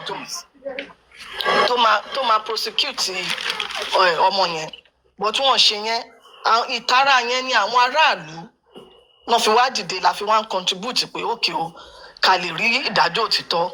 Now ṣárí gbogbo nǹkan tẹ́mi rí even láì jẹ́ pé anybody béèrè accountability lọ́wọ́ àwọn bàbá, it is ethical, is a moral standard wípé irú nǹkan báyìí èèyàn láti ẹ̀ ti sọ pé nǹkan báyìí lè dáwó fún nǹkan báyìí ni mo fi ṣe. It is not too much, nobody is accusing anybody, but níbi tí because the public acted in good faith. Now from what I'm saying is that there is betrayal of trust.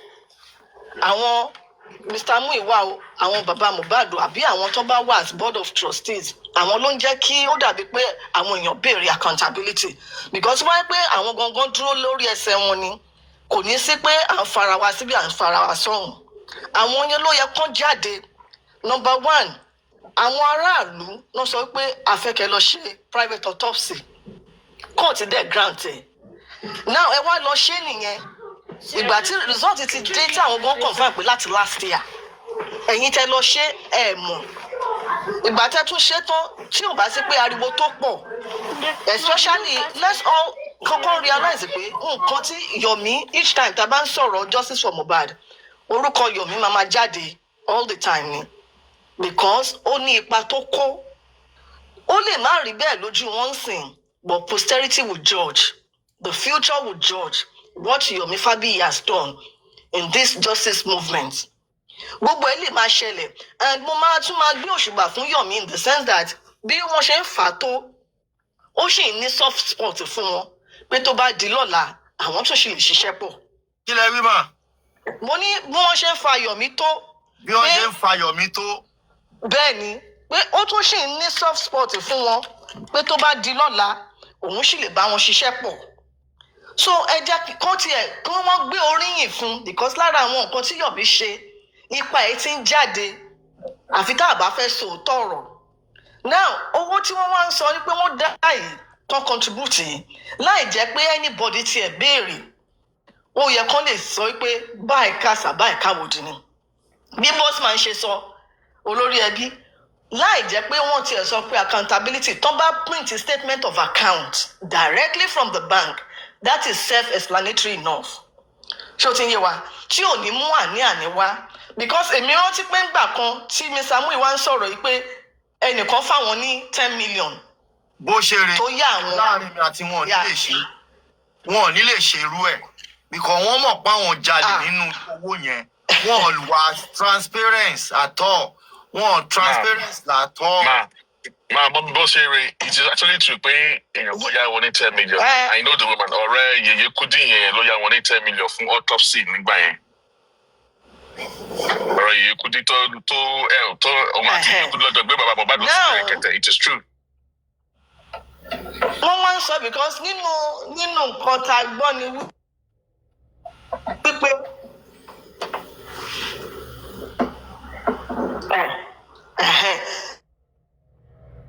nínú nǹkan tá a gbọ́ ni pé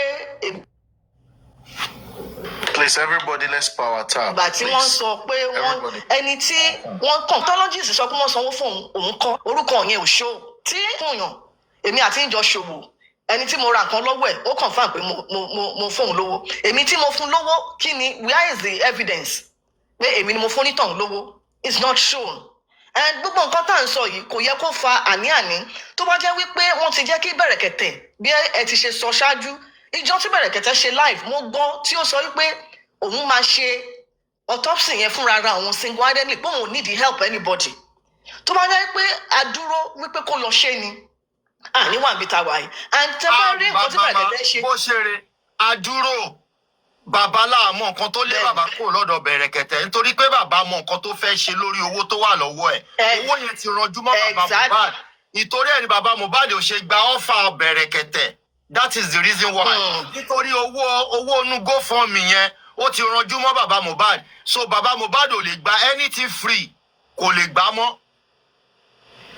so nǹkan tẹ̀mí rò pé bẹ́ẹ̀ ṣe sọ tó bá yí pé ìyẹn ṣe ni ṣàmọ̀ irú nǹkan tá à ń sọ yìí sìn kò ní síbẹ̀ and Mr. Olason kọ́kọ́ lẹ́ǹkan wípé ọ̀rọ̀ pé kó wá ṣe accountability kì í ṣe pé wọ́n àlẹ́jì wọn but àwọn tó tún sì fẹ́ ṣe àwọn tó ti ṣe nígbà tẹ́ ẹ̀ bá fún wọn lóríyìn tó bá ń dìmáàdì pé ẹ fáwọn ní bẹ́ẹ̀ ṣe náwó tẹ́ ẹ̀ bá ṣe àwọn míì tó ì tí ì ṣe àbáwọn tó ti ṣe tó tún sì lé èrò ọkàn láti ṣe ẹ ti dẹ omi tútù sí wọn lọ́kàn ṣó ti ń yé wa so gbogbo nǹkan tó dẹ̀ ń ṣẹlẹ̀ yìí kò sí nǹkan tó kàn jù bí Bossman ṣe sọ if tí public bá lè sọ pé ìjọba èyí tẹ́ lọ ṣe tán lọ síbẹ̀ ìjọ tó ṣe protest yẹn gbogbo wa la rí lórí TV tí wọ́n jáde tí ò bá sí bẹ̀rẹ̀kẹ̀tẹ̀ náà tó jẹ́ pé ó lọ olórí ẹbí tó jẹ́ pé ọpẹ́lọpẹ́ bẹ̀rẹ̀kẹ̀tẹ̀ ló jẹ́ kí a mọ̀ nígbà yẹn tẹ́ bá wo show bẹ̀rẹ̀kẹ̀tẹ̀ tí ó fi gbé commissioner of information tó fi gbé wá sórí platform ẹ̀ tó fi ń béèrè wípé wọ́n kọ́kọ́ jà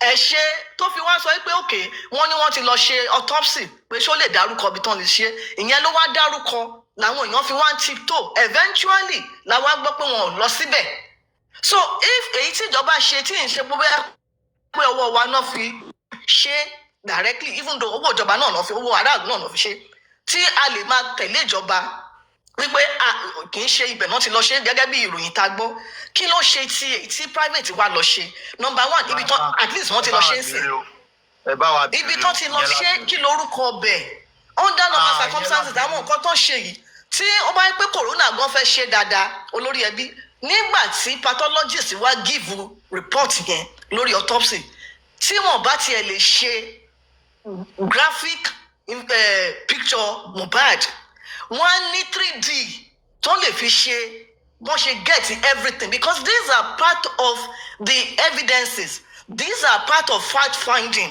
ẹ kàn lè fi ẹnu lásán sọ pé ẹ mú kinní báyìí tí wọn bá lè fi fọ́tò nígbà tán lọ gé òkè àwọn ibi tá a ti mú tíṣù ní ó yẹ kán lè ṣe 3D picture wípé òkè kí practitioner yẹn kó dẹ̀ wà lórí ìjókòó but gbogbo nǹkan tó ń fún wa kì í ṣe everybody náà ni wà knowledgeable gbogbo nǹkan tó ń ṣe yìí ó náà. mama wọn ní ẹ má bínú mà wọn ní pé wọn fẹ́ bí they wanted to ask more questions but according to àwọn tó lọ síbẹ̀ nǹkan according to what they said that Sam Shitu shut them up that all what you guys need to know ó wà nínú booklet tó wọ́n fún wọn because they wanted to ask more questions they wanted to examine the pathologies but Shitu stopped them if you ask those people that went there they said he stopped them.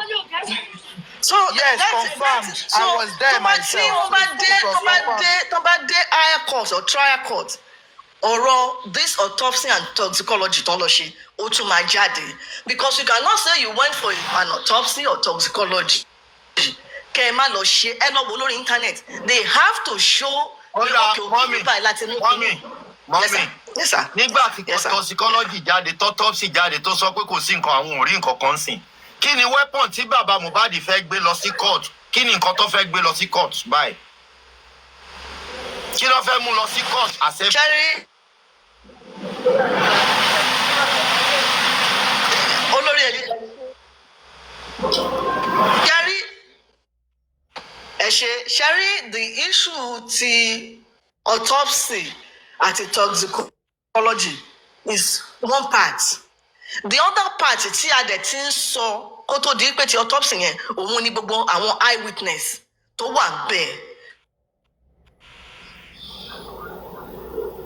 wọ́n tún sì máa tún wọn interrogate because ní tèmi ọlọ́kàn tèmi gbogbo interrogation kan ṣe fún wọn. àwọn tó ń jí mo lè sọ àwọn ni doctor bóyá Perez àbí gbogbo àwọn tó ti ń ṣe èmi ò rí mú jáde so tí court tí case yẹn bá tún lọ sí higher court ẹ rí wípé wọ́n máa padà wá sórí gbogbo kíní autopsy because to me ẹ lè sọ wípé kò sí it's uncertain it's just like the one tí ìjọba lọ ṣe pé it's inconclusive and kíní bẹ́ẹ̀ tẹ́ bá máa sọ pé inconclusive àwọn nǹkan wo lẹ ṣe ń bo lẹ ti ṣe báwo lẹ ṣe ṣe all of those things are questions that needs to be asked ṣé wá rí ohun tí mo wá fẹ́ sọ ni pé olórí ẹbí ẹ wo kéèsì Ọlátúnjí kẹ wo kéèsì ti Mohbad ẹ rí wípé mistake tó wà bẹ́ẹ̀ ni pé tó bá jẹ́ pé wọ́n mọ̀ ni bí Bossman ṣe sọ wọn ò bá ti máa involve bàbá Mohbad it would have been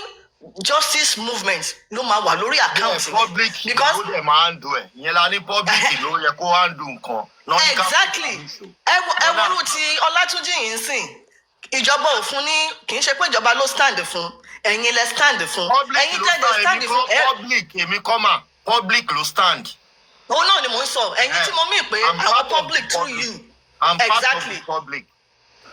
Exactly ní nǹkan tí mò ń sọ pé through your platform because torí Ọlátúnjí mi tún ìtí ìgbọ́ lórí platform mi pé àwọn náà ń raise the fund fún àbáwọn náà gba lọ́ọ̀yà fún but through your platform thank you ma. lẹ fi gba lọ́ọ̀yà fún now what I'm saying is that ẹ ṣàkíyèsí wípé lọ́ọ̀yà tẹ gbà fún àwọn owó tẹ fi fight fún justice for Ọlátúnjí àwọn family was not involved.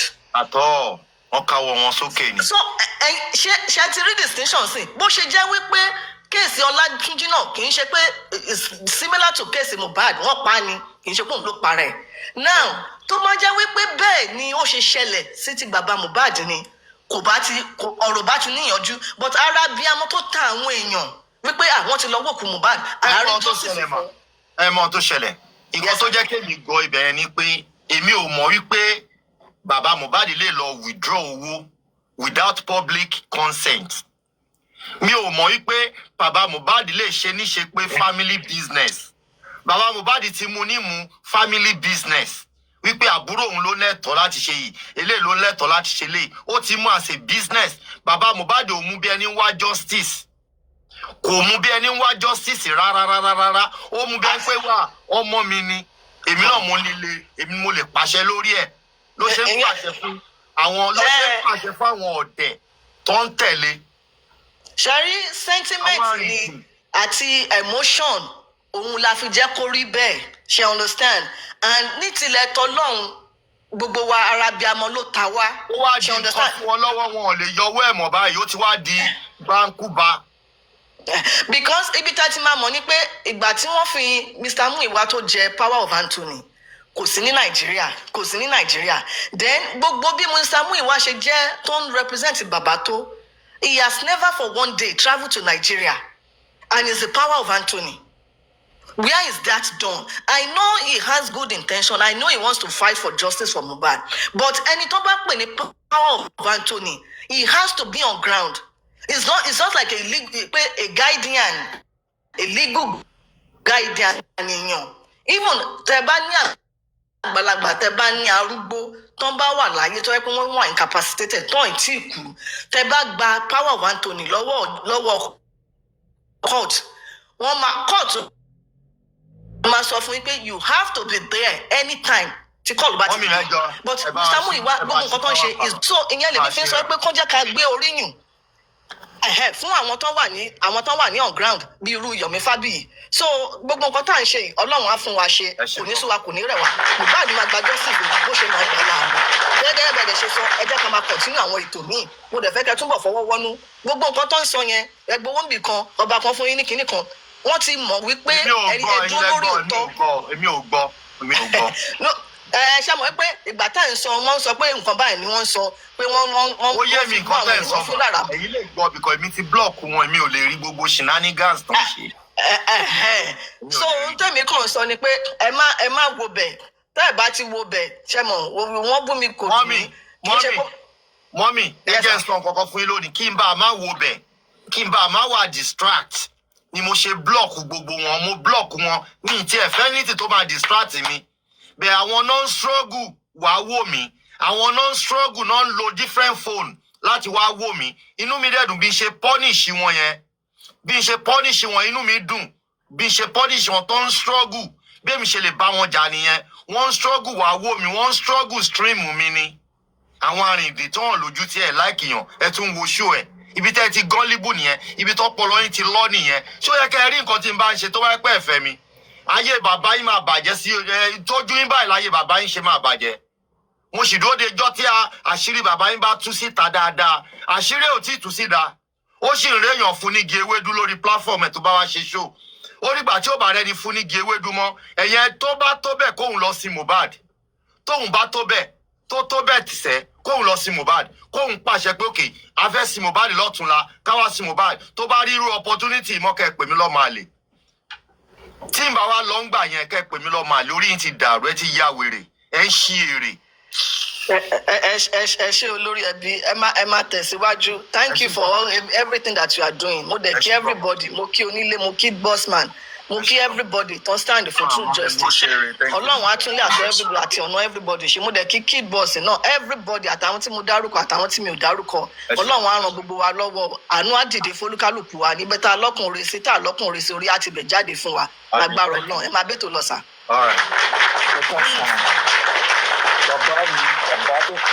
Bàbá tó jájì, bàbá tó fine. Ẹ káàsán. Ọjọ́ mẹ́ta. Báwo ni iṣẹ́ báwo everything? Mo manage, mo ṣì wà lórí ẹ̀ o. A ṣì wà lórí Auto Strider. Ẹ máa wà lórí ẹ̀wọ̀n jàre. Mi ní topic tí mo gbé wá lọ́sọ̀ ìjàre. Ẹ wo ṣe rí kí n tiẹ̀ tó sọ̀rọ̀ lọ síbẹ̀ yẹn.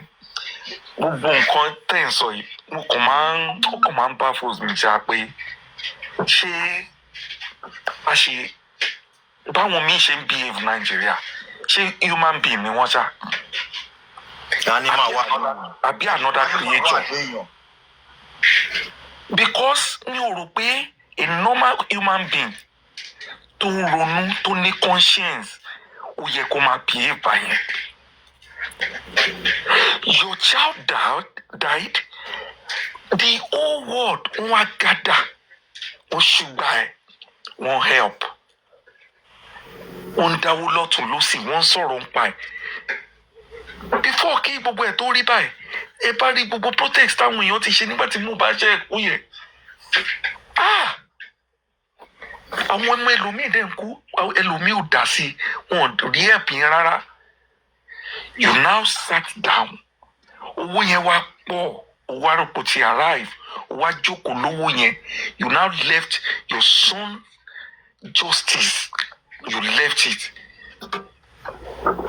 wà bọ́dà ń pa ẹ̀ mọ́ owó yẹn ló wá wà ń pa ẹ̀ wá ń jà fowó owó yẹn ló wá wà ń pa ẹ̀ àwọn tó wá ń dá owó yẹn ẹlòmíì ṣiṣẹ́ ó láàgùn lọ gbàrú orí owó yẹn ló dá sínú GoFundMe you are not thinking about that and as a so-called man of God that you called yourself man of God indeed you don't have that conscience and come and to say sorry doesn't cost anything no to say sorry to say I've made mistakes please I'm sorry everybody come together I love all of you one choose a side kan lórí àwọn majority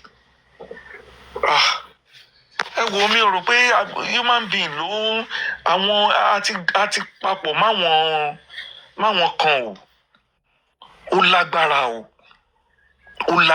o àwọn èèyàn ní conscience mọ́ ọ láyé o mo ń bẹ́ nìkan discuss ẹ̀yin Nigeria of today hatred lẹ́lòmíì kan gbé káàkiri ìwàkuwà ẹlòmíì kò nírònú mọ́ àfi kí tọmọ ẹlòmíì bàjẹ́. nǹkan tó ń ṣe é sí ni ẹ èmi ò dẹ̀ ní bàjẹ́ sí. atọ́nà àwọn olóore. tó báyé mi fẹ́ máa báyé bàbá Mohbad jẹ́.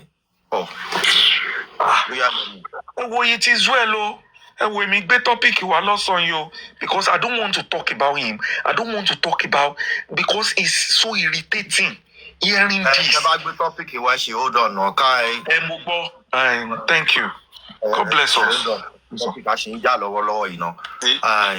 ẹ máa kásán. ẹ káàsán Sami Jojo. jẹwa bossman onílé everybody mama tí lówó kéré Teddy everybody Prince and mo kí everybody. Sami Jojo n fẹ́ jẹ́ kí ẹ kan ṣe mọ̀ pé àwa la mọ̀ pé wọ́n pa Mohbad ìyá àti bàbá ò believe pé wọ́n pa ọ́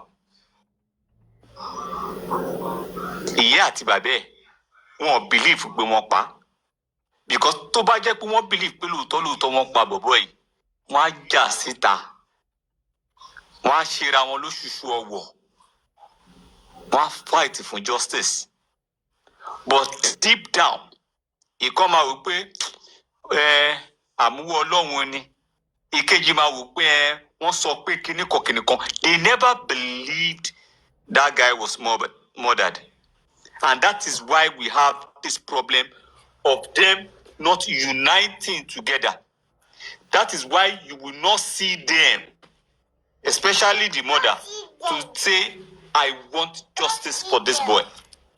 And gbogbo nǹkan tí bàbá Mohbad ń ṣe, ó mọ̀ yìí pé tí wọ́n bá ti sin Mohbad, ẹ wò ẹ gbàgbé, wọn ò lè rí ṣe gbálágá gbà nínú royalty Mohbad. Yeah, I'm coming, son. Kọ́bọ̀ tó yọ. Okay, ṣé royalty ló dá òkú ọmọ ọlọ́mọ dúró fún? Ṣẹ̀fẹ̀ gbọ́ tọrọ, nǹkan tó dá dúró fún nìyẹn. He wants to make whatever he wants to make now. Òun fẹ́ gba kí ló kọ ẹ̀? Òun fẹ́ gba royalty kóhun tó sí. Kó lọ jẹ́ fún rẹ̀ gbà ẹ̀ kó lọ sí. Ṣé òun fẹ́ gba royalty? Ẹ ní sùúrù, get me. Kò ṣe pé òun fẹ́ gba royalty. Ó mọ̀ yìí pé tí bọ̀bọ̀ yẹn bá wọlé, tá a sọ̀rọ̀ ń pa ẹ̀ mọ́, royalty pé kìnnìkan pé yẹn kò sẹ́ni tó máa bá fight fún. Ṣẹ́yìn lè máa jáde pé ẹ fẹ́ bá bàbá fight fún ọ̀rọ̀ owó pé wọ́n. So wọ́n ṣì lọ sójú ogun yẹn lọ́tọ̀. Sanwó fún Mohbad láwa concern. No, Sami Jojo. Whatever tó bá yẹ. Ṣé wọ́n ṣì lọ sójú ogun yẹn lọ́tọ̀ báyìí? Nẹ́tíwọ̀kì tó ti bẹ̀rẹ̀. Ẹ wo bàbá mi, I pray kí Wùmí yẹn kó má fún bàbá yẹn lẹ́nìtì. Kó má ní. Ẹ ó dọ̀nù anything wà. Ọjọ́ lójú sa ẹjọ́ ẹ máa ń pàjẹ́ tẹ̀ torí nẹ́tíwọ̀kì ẹ̀. Sami Jojo ṣó ti dé padà. Kò yé yín. Mo ti dé mo wà ń bì. Nẹ́tíwọ̀kì ẹ ti ń fọ́ ní. So gbogbo nǹkan.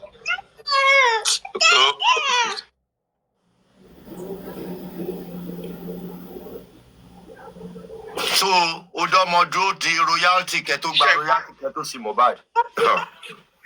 Naira Marley sọ nǹkankan ní court lọ́jọ́ yẹn tẹ́ ẹ bá àwọn tó bá wà ní court. Ó ní tí family yẹn bá ti unite, ó máa fún wọn ní royalty wọn. He said it in court now. Irọ́ ni ó sọ bẹ́ẹ̀. Ó sọ náà àwọn tó bá wà ní court pé. Àbáyọ kó má lọ jẹ́ yẹn ni bàbá Mohbad ṣe lọ ń settle behind camera. Ó ti ń settle behind camera, Mr. Lati. Ṣé ní gbogbo package pé wọ́n fẹ́ ṣe autopsy yẹn, irọ́ ni wọn kò lè ṣe autopsy yẹn sẹ́, autopsy kẹ̀, DNA kò lè agreement talókọ yẹn lọ, agreement is agreement. Kò lè ṣe, it doesn't have that balls to push it. But it will come to the point he can come and tell you, Ṣẹ́rí ẹ̀yin tẹ́ bá ń fọ́lò kínní tẹ́ bá fọ́lò body language ẹ̀ láti bẹ̀rẹ̀ àti ibi tó dé dúró ń sìn ẹ̀ mọ̀ pé kò ní balls ẹ̀. Ẹ rí i pé tẹ́lẹ̀ tó ṣe máa ń wá fún Wùmí òun ò bí da kó wá fún Wùmí mọ́. Ìgbà tí gbogbo wọn lọ pàǹtí wọ́n reach agreement now.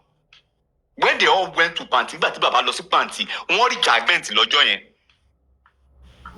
They reached an agreement. Irọ́ ni o. They reached an agreement. There are some things we will not come out to. Yes, I'm coming, son. Okay, let's charge it. Yeah. There are some things we will not come out to come and say in the public, but that is just the truth. They reach an agreement. So gbogbo pé kinní kan Wùmí ló ṣe kinní kan ìwọ̀n bí dá kó sọ bẹ́ẹ̀ DNA ló ṣe kinní kan tó bá ṣe kinní kan ìjọ lè ti gbogbo pé tó bá ṣe DNA ó máa sọ kú tó pa ìjọ lè ti gbogbo ẹ̀ lẹ́nu ẹ̀ mọ́.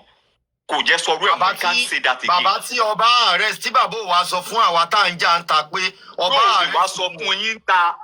Táwa dẹ̀ ń jà lọ nígbà yẹn tá à ń jà lọ bàbá àwa dẹ̀ ń jà hold on àwa ń jà lọ àṣé ọba ti arrest bàbá ó ní wọ́n invite òun ni àṣọ lọ arrest ẹni bàbá ò bọ́ síta nígbà yìí tẹ̀ ń jà lọ yìí wọ́n ti arrest òun o a dẹ̀ ń jà lọ à ń jàjà òṣì. Ẹ dẹ̀ ń jà lọ. Mr. Lati ṣẹ́rí kínní yìí ẹjọ́ yìí wọ́n ti parí ẹ̀. Mo witness ẹjọ́ kan ẹni yẹn wọ́n pa ọmọ ẹ̀ ó dẹ̀ lóun fà lé Ọlọ́run lọ́wọ́. Ìjọba àdẹ̀ ready láti push. Ṣẹ̀rí ọ̀rọ̀ kéèsì Mohbad àti ìyá àti bàbá àti everybody gbogbo wọ́n ti parí ọ̀rọ̀ yẹn ní police station. They are not ready to push anything. Gbogbo pálapàla tó ń ṣe àní wọ́n sọ lọ́jọ́ yẹn pé ẹni tó bá rí kọ́ńténánsì jòsí lọ́jọ́ tí wọ́n ka autopsy yẹn lè máa mọ̀ pé bàbá yìí ní nǹkan tó ń bò. Lè máa mọ̀ pé bàbá yìí ní nǹkan tó ń bò ọjọ́ tí wọ́n ka autopsy yẹn ẹ lọ compare ìgbà tó ka first one. Ẹ lọ compare ìgbà tó ka first one tó ń ké nígbà tó ka ilé yìí bàbá yìí lo sunshade ní ìbòjú ló lò ìbòjú dúdú ni. Tó bojú tó tiẹ̀ kò tiẹ̀ mìíràn kò tiẹ̀ mì kọ́kọ́ kò tiẹ̀ ṣe hùn.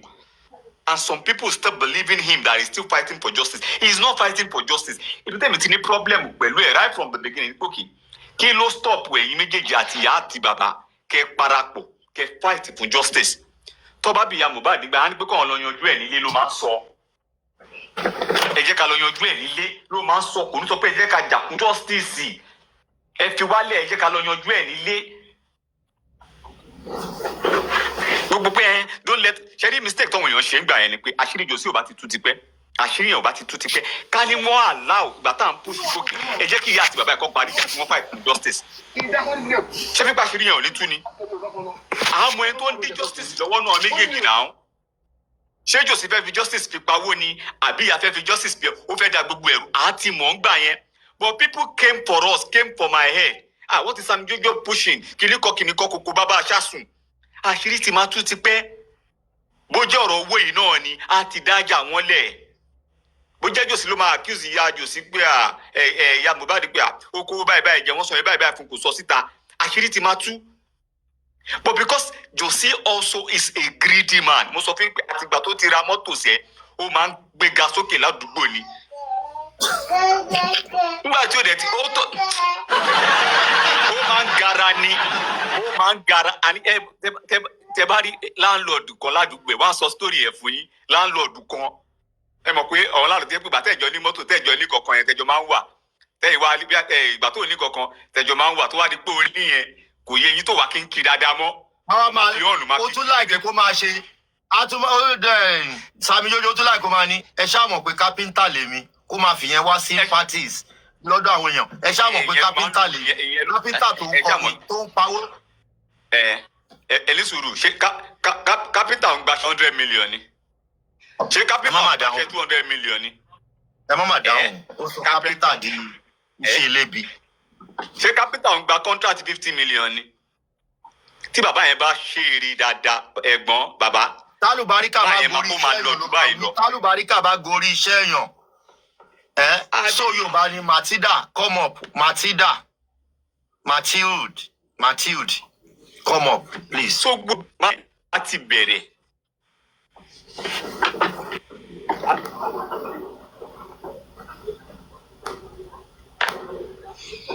Nẹ́tíwọ̀kì Sami Jojo tún ti bẹ̀rẹ̀. Now, olówó pọ̀rọ̀ kù. Continue on Anderson Drive for 3 kilometers. Ta ni yẹn? Ẹ sọ̀rọ̀. Mo ń gbọ́ ọgbọ̀n kọ́tà everybody ń sọ náà lábẹ́lẹ̀. All right. Big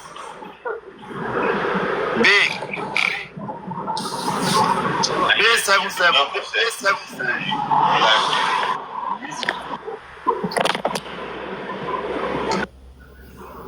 Miriam.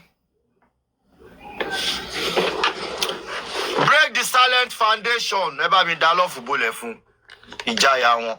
Ìtọ́ ọmọ tó ń já wọn láyà. Ìjáyà wọn. Àwọn olórí burúkú àwọn aláyé bàjẹ́. Ẹ rò pé máa drag ìyá yín, máa kọ́ yín ní fracas. Ẹ jẹ́ ká ṣe fún wọn ní woro sí woro. Àfọ́ fún wọn mọ́. Fracas bá mute jọ. Máa kọ́ yín ní fracas. Ẹ mọ̀ pé inú fracas lèmi ti wà ní. I'm fracas born. Kí n tó wá sínú justice. Ẹ rò pé ẹ lè drag mi tó dé pé ó lè wọnú ẹ̀jẹ̀ mi. Ṣòrí tí n bá ṣàṣírí sí yín lọ́wọ́ lẹ lè gẹ́ẹ̀tì mi.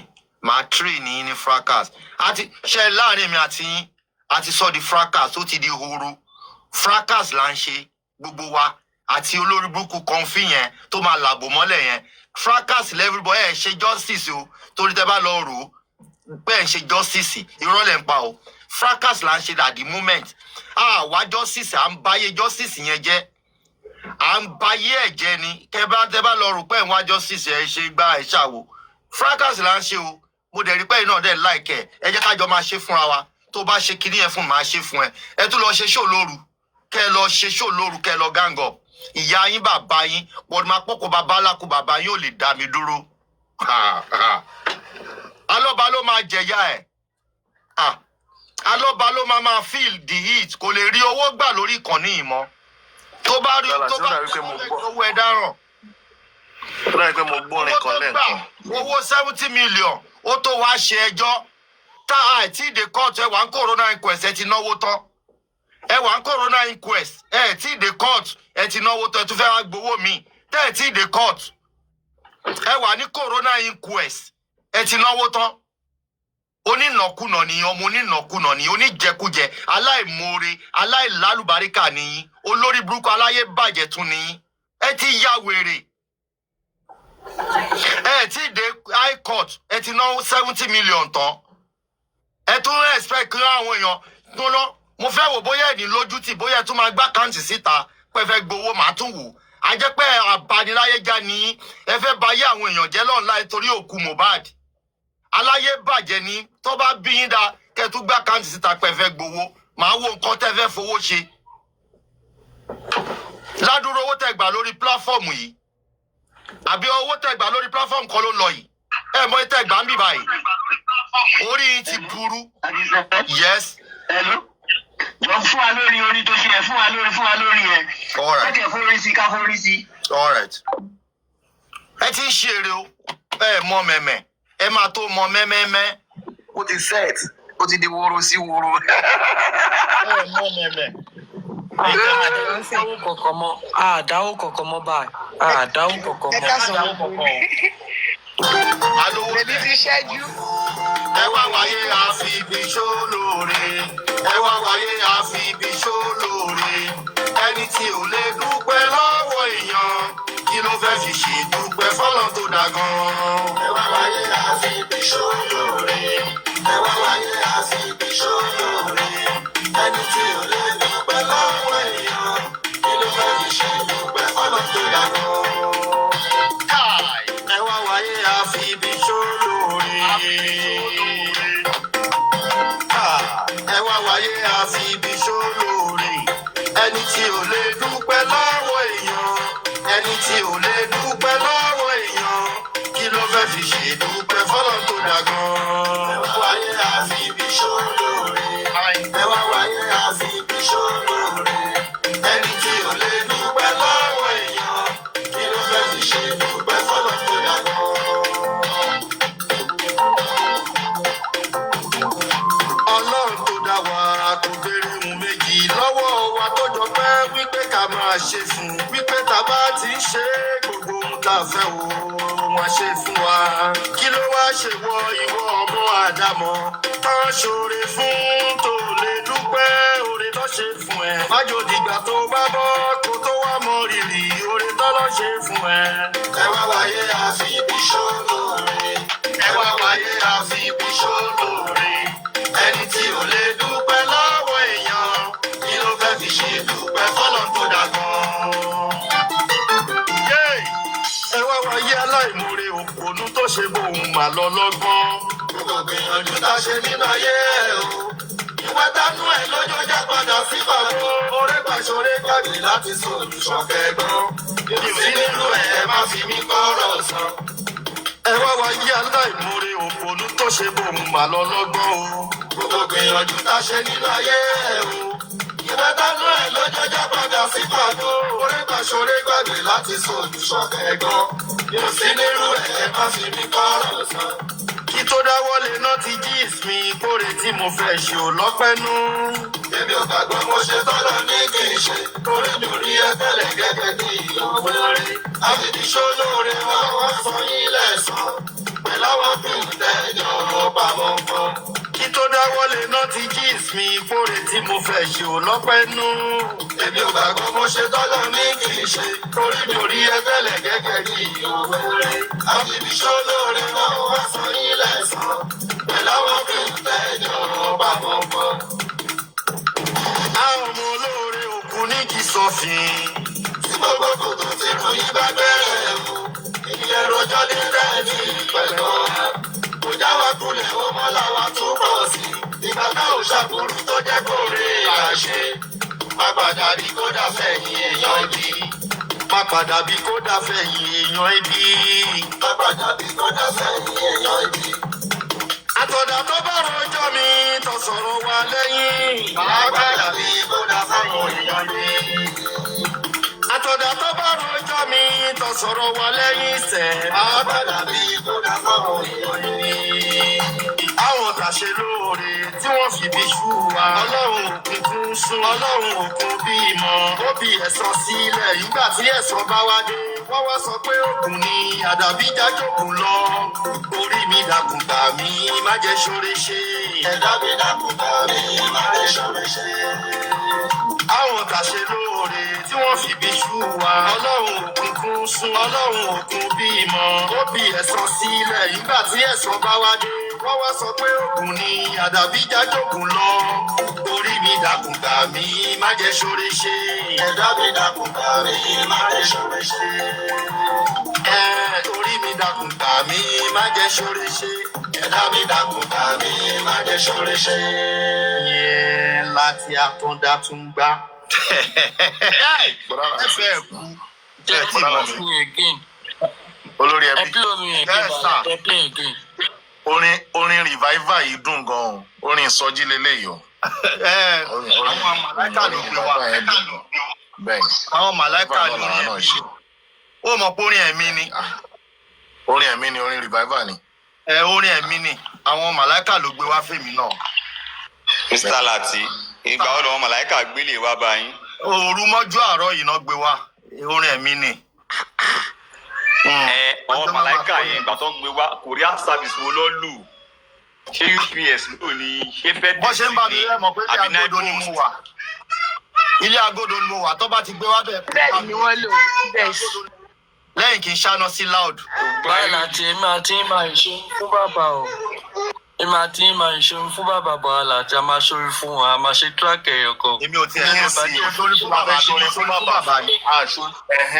Prince kí ló ń sọ yìí? Àná aṣorin revival ó ní wọ́n ṣorin fún bàbá. Orí pátákùpà àti igi ewédú ni. Wọ́n fẹ́ a máa ṣe fún bàbá. Wọ́n búrẹ́dì sálẹ̀ máa bọ̀ lókè gbogbo ẹni tó ń fẹ́ kí wọ́n máa rí wọn pẹ̀lú mi. Mo sí pẹ̀sìdò. Ẹ sáré sọ̀rọ̀ kí n bọ́lẹ̀ kí n lè wọlé. Ẹjọ́ èmi kàn gòkè mo wá bèrè kid bus ni o. Mo bí fún wọn bí mi. Ṣé wọ́n òkè yẹn? Ó wà ó ṣẹ̀kún bíbá ẹ̀yìn. Ó òkè àmì mi bá wọn. Kid bus gallant ó tó jà rẹ̀. Mo stand gidigba. Ó tó jà no. Ó fò gan ó ní káwá gan má dá sí pé ó máa handle ẹ̀. Ó bẹ̀tà. Ó kàwé lọ́pọlọ so ó mọ bó ṣe lè handle things. Ẹ ṣe gan ma. Ẹ ṣe mo kí gbogbo lè yẹ sà. Thank you ma. Yes sir. God break the silence. Onda ẹ bá ń wọ bí bọ́ọ̀yì Mariam ó yá sọ̀rọ̀. Wọ́n gbé ọ̀fẹ́ gbé orin ẹ̀ wá ni kò yé wọn ni. Mo ní kẹ́kẹ́ ti ṣẹ́jú. Á dá fún ẹ bẹ́ẹ̀ ọ̀fẹ́ ló gbé wá. Ọgbọ́n ọ̀fẹ́ gbé àfìgbà tí wọ́n push until when they push olórí ẹbí to the wall they pushed it to the wall Latisne. They pushed it. Wọ́n sọ pé don't push me to the wall. Wọ́n dẹ̀ ti push me to the wall wàá kọjú sí ẹ. Lẹ́sẹ̀ á lè sọ wọn jẹ. Bàbá àwọn yẹn ò lóhùn tó yín rárá. Èyí tẹ̀kọ̀ ọ̀rá àyè lásán. Ìsọ ti ń bọ̀ níwọ̀. Bóyá kẹra. Ẹ má lọ máa bí láti wọ̀. Ọbí rí pláfọ́ọ̀mù ibi wo èèyàn 800 má sì ń wò mí kẹ ẹ̀ẹ́dẹ̀ tí ibi wo. Ẹ̀mí wọn gbé kí ló fẹ́ fi ibi wo. Bàbá wọn sí mẹ́ rárá àwọn èèyàn sí mẹ́. Wọ́n dẹ̀ lè ṣe common stream every day wọ́n lè miss mi tì. Ẹ̀gbọ́n onígbàdúrà kí n kú o. Bàbá òótọ́ tí Sàmì Jòjò sọ fún yín bẹ̀ yẹn nípa pípọ́ lọ sin òkú yẹn. The truth of the matter is this. Wọ́n ti ṣe first toxicology, second one, autopsy, whatever. There is no room for any third one, number one. Number two, government ti release the body ti pẹ́. Kò sí ní ọwọ́ government mọ́. Òótọ́ tí gbogbo yẹn mọ̀ láti yọ ẹni yẹn. The government. Ìmímọ̀ break the silence ìmímọ̀ yẹn pé government nígbà tí wọ́n ti ṣe autopsy yẹn tó ti hand over ẹ̀ fún wa tá a dẹ̀ ti sọ pé kò tẹ́ wa lọ́rùn ìgbà ẹni government ti yọwọ́ náà ti hand over. So for any reason tí ó bá dá òkú yẹn dúró is not for anything whatsoever because wọ́n ti ṣe. Ẹ bá rò pé gbogbo break the silence wọ́n rò pé gbogbo ìgbà tí mò ń ṣe kíní ẹ̀mí ò lọ́pọlọ lèmi náà ṣe ń fojú fòdá pé mi ò fẹ́ fi bàbá Mohbad mi ì fẹ́ sọ sí bully mi ì fẹ́ sọ sí ọ̀dà. Kò yé wọn ni wọ́n rò bóyá ẹ̀gọ̀jẹ̀ fún wọn. Ni lèmi náà ṣe ń fojú fo many things tó ń ṣe. Wọ́n rò bẹ́ẹ̀ gọ̀jẹ̀ fún wọn ni wọ́n mọ̀ kó má bọ̀ jẹ́. mi ò fẹ́ jẹ́ kó drag bàbá Mohbad mo máa ń sọ mo máa ń protect máa yẹn àfìgbà tó kàbùkù ó dàbí àwọn tó ń tẹran lágége. ẹ wo bí kọ́lọ̀ darí jiyàn tẹ́ bá wo gbogbo bàbá yẹn gan lẹ́lí stage bó ṣe rí kọ́lọ̀ yẹn kéèyàn kọ́ ṣọ̀rọ̀ sọ ni ó ti yẹn bọ̀ kókó bẹ̀ ni pé there is no reason for holding the body now because whatever the case may be ẹ wo gbà tó ti issue pé kọ́ lọ ṣe DNA ẹ wo gbà tó ti ṣe toxicology. Can you imagine ta ló yẹ kó ṣe fast tó bá pọ́n wá justice kò tọ́. DNA ò le tó yìí bàbá DNA ò le tó yìí ó dà ẹtú ẹ kà fún mi. èmi iṣẹ́ fún ìyàwó mi náà mo ṣe fáwọn ọmọ mi mo ní certificate ẹ̀ ń bí báyìí. bàbá lọ ṣe fún visa ẹ má tiẹ̀ lọ jìnnà ó ń ṣe fún visa bí. DNA tẹ ó náwó ò lè ná 50,000 mo lẹ́lọ́dọ̀ so ò lè ná 150,000 sí DNA test ní Nàìjíríà. òun ló ṣe ń gba lọ́ọ̀yà tó gba gbogbo ẹ̀ in a family court. scam àwọn public. Family court tó ń ṣiṣẹ́ pé ẹ̀kọ́ máa sọ̀rọ̀ ń pa ẹ̀ ṣe pé meanwhile ẹ bá tiẹ̀ lọ jìnnà ẹ calculate àtìgbà àtìgẹ̀ ẹ ti lọ ṣe media tour tó lóun ti ready ẹ ti understand tó lóun ti ready sísìn kí ló dá dúró so the fact remains that. ẹ máa wo wọn fẹ́ fi DNA test náà kó lọ wọn lè ní 32 million làwọn tún ṣe DNA test o. Bàbá yín gbé price iye tó ń ṣe DNA test ní United Kingdom gan tó bá fẹ́ ṣe United Kingdom ó lè ná 300 euro ó lè ná 300 euro kó o fẹ́ ṣe láti Nàìjíríà kó o ṣe ní United Kingdom ó lè ná 300 euro. Bàbá ẹ lọ fọkàn balẹ̀ ìṣòro ẹ wo bí ṣé kí n sọ tọkàn fún yín ilẹ̀ máa tó mọ́ bá ogun wọn láìpẹ́ yìí ẹ máa jèrè ọ̀rọ̀ lára gbogbo wọn àṣírí gbogbo wọn máa tú very shortly. Ẹ̀yin lẹ máa padà jáwé olúborí ẹ máa jèrè ọ̀rọ̀ lára wọn bẹ ṣe fún wọn jẹ yìí kò ṣẹ̀ṣẹ̀ ń bẹ o but I can tell you for free láìpẹ́ láì jìnnà very shortly you will see ẹ rí i pé wọn ò sí mbẹ ara so if they choose to make peace with you èmi ò ní kí ẹ má bá wọn ṣe peace o but pé kọ́ máa decide pé irú yín. ẹ̀yin tẹ́ wà ní UK èèlò ẹ gọ́gù ẹ lórí ẹ kọ́kọ́ sáré bá mi lọ sí orí gọ́gù yín kẹ type DNA test kit how much is it lórí gọ́gù £500 wọ́n ti gbé different price wá fún yóò lè gbé 150. báyọ̀ mi ti gọ́gù already ó ní £500 ni. ẹ ti get ṣẹ́rí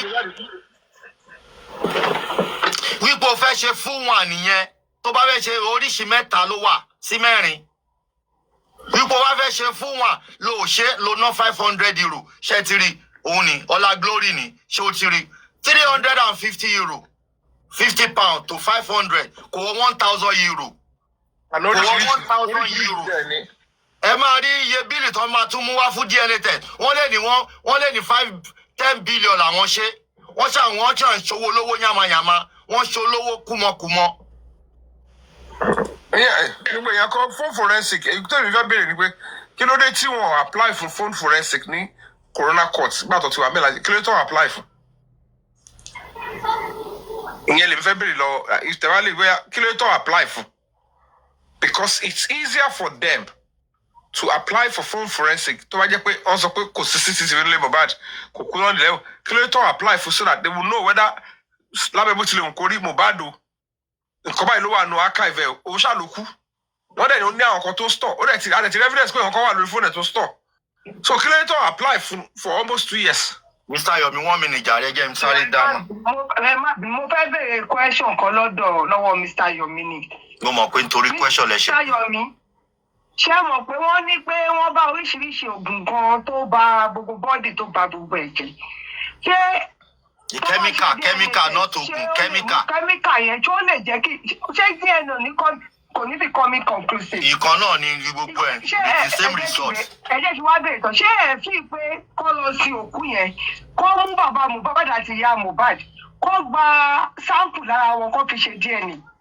kò ṣeé ṣe bẹ́ẹ̀ kò ṣeé ṣe. pàtó ní chemical ti bà bọ́ọ̀dì jẹ́ wọ́n lè má rí kankan.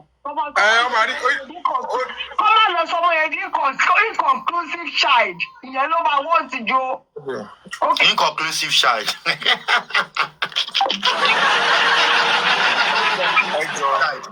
Everybody please power tap. Wọ́n sì lè lo irun power tap ẹjọ́. Another part of the body. Àwọn ò lè lo irun Mohbad. Ṣọ́ọ̀tì fani. Ẹ gbọ́ number 1 nígbà tá a bẹ̀rẹ̀ kéèsì yìí wọ́n ní wọ́n fa irun Mohbad. wá ti wù padà. tó òkú ṣe máa ń wurun ni Yọ̀mí tún ti dé o Yọ̀mí tó kàwé tún ti dé o ṣókùn tó mímọ́ ni. Bọ́dá Yọ̀mí. Wọ́n láti ẹ máa gbọ́ kò sí bó ṣe fẹ́ rí strand ó máa wà bẹ́ẹ̀ díẹ̀ ṣe wà. Gànìgé wọ́n ní wọ́n ti da kẹ́míkà bóyá rọ wọn bó tọ́ wọ́n ní wọ́n ti da kẹ́míkà sí bọ̀bọ́ yẹn látòrí désàlẹ̀. Kẹ́míkà yẹn ló ń ṣe inconclusive. Ẹ fẹ́ ṣàfẹ́ pa àbá Mohbad ẹ fẹ́ kó. Gbàtẹ́ yìí ní pé òkú máa ń mú un padà. Wẹ́wẹ́ ní sọ ṣé wúru pé kó jábí afro ni mo sọ ni. Ẹ̀yin lẹ dálẹ̀ o. Táyọ̀ mi. Ẹ má bínú sá. Táyọ̀ mi. Ẹ jọ orin revival orí pílátífọ́ọ̀mù yìí ti jáde. Báwa ṣe promote orin revival ti yín. Ẹ jọ báwa promote orin revival ti wa o. Rárá láti ọlọ́wọ́ ẹ kí àwọn bú ipa èèyàn. Ẹ mọ tó kọ́ dùn mí jù ní pé kí gbogbo everybody tó já tètè gbọ́rọ̀ sí mi lẹ́nu ó pẹ́ gbogbo yìí tó já gan. Má fi wá ṣe yẹ̀yẹ́ Yọ̀mí o mi láìkẹ́ ọ má fi wá ṣe yẹ̀yẹ́ o. Ara ń kọ́ wá lọ́wọ́ yìí o. Ẹ̀wẹ̀ tó dùn mí jù fún ẹ̀wẹ̀ tó ara kọ jù yín lọ Bukky yẹn kò mọ bó ṣe lè pè yín pé bọ̀dà láti ẹjọ́ dáríjì mi mo ti rọ́ọ̀lù kò mọ bó ṣe lè pè yín. Yọ̀mí you are just something. Ìyẹn máa ń wojú ló máa wà lórí show mi báyìí bó ṣe ń wà yẹn o. Òun náà kò ní jáde tẹ́ bá fẹ́ kó jáde kò ní jáde. Ẹni tó láwọn làwọn kàwé àwọn ọ̀sọ́bí tó ti ṣe tẹ́sì láti jọjọ́ ìfún wọn. Wọ́n tó sọ fún wọn. Onígbà tó ń kó kiri fún bàbá. Wọn ò lè sọ fún Bukky. Wọ́n mọ̀ pé Bukky ń bọ̀ ń ta straight away ó ń bọ̀ wá. Ìyẹn Bukky máa lò yẹn as a scapegoat láti fi sá lọ. Ó máa lò yẹn opportunity yẹn rí pé ẹ mọ tí Bukky yẹn sọ ní tó kọ mí lẹ́rìí tí bá gbọ́ kiri ẹ̀ máa ń dárẹ́ rì. Máa gbọ́ wo last time tó jáde ó wò pé kí ló ń fẹ́ wá sọ fún public o voice note tó ti ní lọ́wọ́ láti jọjọ́ yìí ó yá play fún public ó fi wá sympathies lọ́dọ̀ àwọn sport ó yá ní jẹ́ kóun bí a play voice note kóun fi cover up ó play kíní yẹn ó fi cover up lálẹ́ ọjọ́ yìí. Fúra bí tára ti ní tó ti sọ̀rọ̀ kọ́ ẹbí ara sí ni olórí ẹbí o kọ́ bí ara síbi tára ti ní tó ti sọ̀rọ̀ ó ní mo fún bàbá ní voice mo tún sẹ́ni kìíní sọ̀rọ̀ bàbá ní báwa lọ wá àdírẹ́sì báwo bá àdírẹ́sì ẹni tó sọ̀rọ̀ voice note ó lóun sọ pé ṣé ibi tí mo wà ní London ni bàbá yìí lọ wá àdírẹ́sì. Wọ́n dẹ̀ ṣe the same thing fẹ́yìn náà ṣe rántí. Òun ní ló ṣe ń dùn sẹ́ẹ̀ kò sí. Kí wá ni kí Yọ̀mí ṣe. Òun ló ṣe ẹbẹ̀ làṣírí ẹ ti tún lówó báyìí pé mo dẹ̀ rọ́ọ̀lù olórí ẹbí mo dẹ̀ ti bú ẹ̀gbọ́n yẹn so tó bá bẹ̀yìn kọ̀rọ̀ olórí ẹbí ẹ sọ fún pé ẹ ní sọ síta bọ̀ ẹ máa jẹ́ ká mọ̀ pé ẹ ní sọ síta kó wá bẹ̀yìn because ó máa padà wá bẹ̀yìn torí ẹ̀yin ló yìí fojú jọ. Anybody máa bẹ̀ mí. Gbogbo àwọn tó lọ tó pẹ̀lú ẹ̀ kò fojú jọ wọn.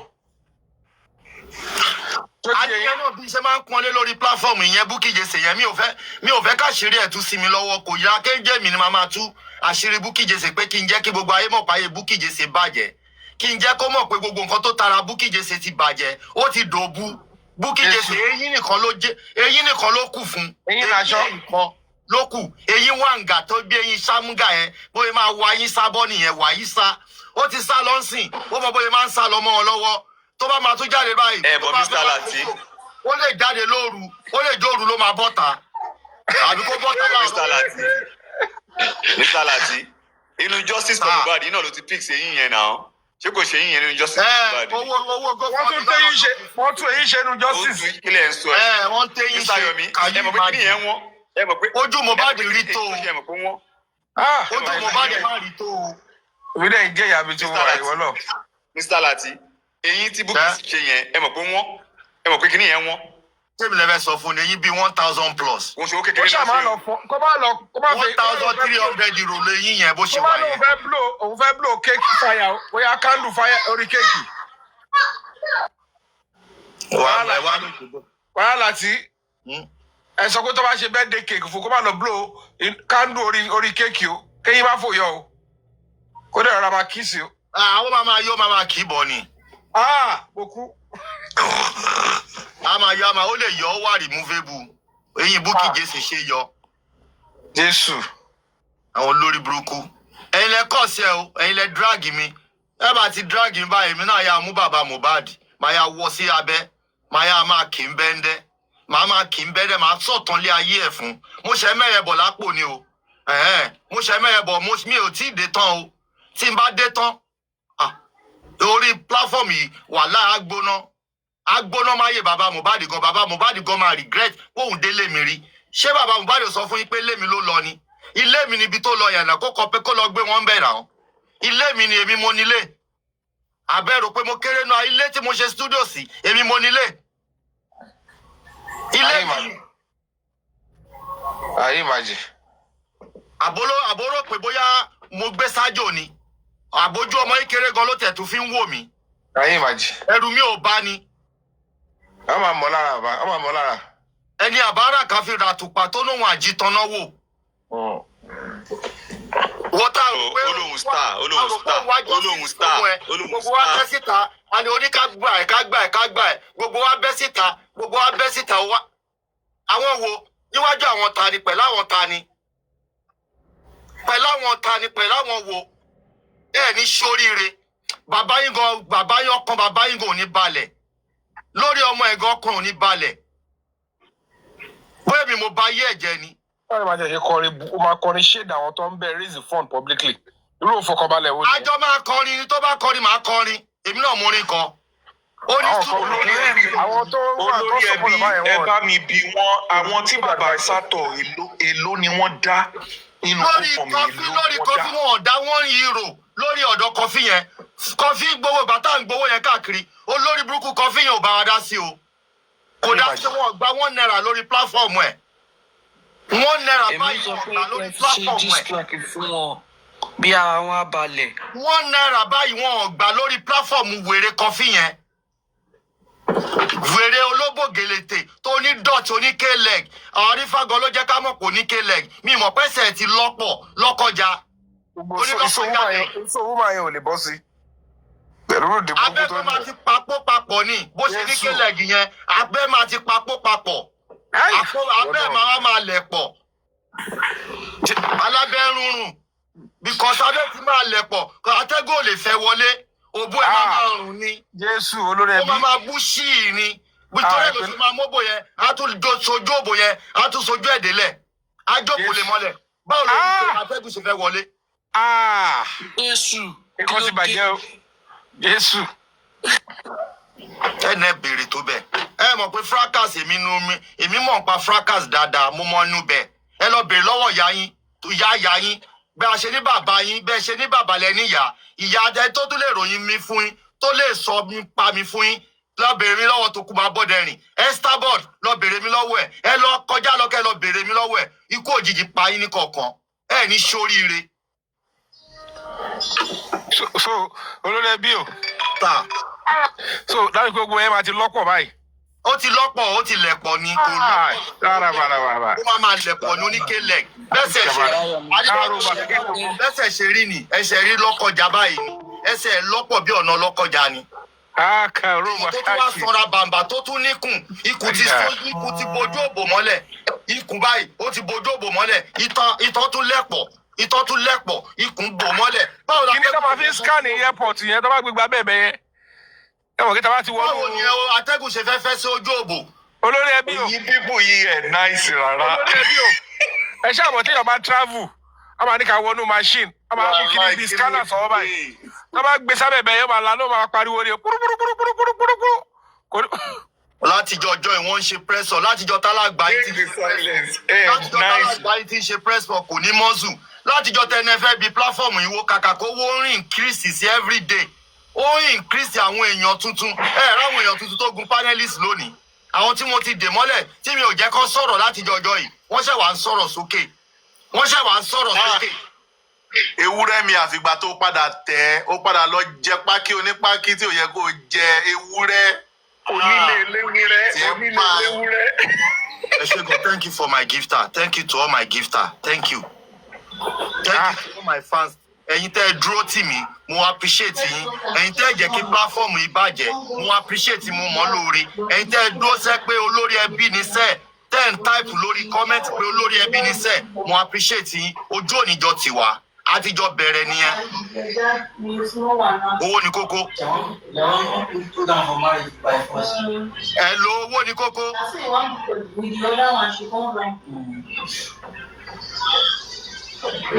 Tówó ni kókó sí bẹ́ẹ̀ ni.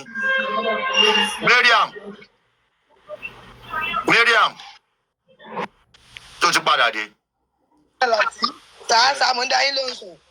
Ẹ káàsán sà ṣàlàáfíà lẹ̀wà mo ti dé. Inú mi ti ẹ̀dùn, inú mi dùn fún yín gan, inú mo bá yín dúpẹ́ pé Ọlọ́run tètè ṣí ojú inú yín. Ọlọ́run dẹ̀ tún wá bá mi ṣí tìta.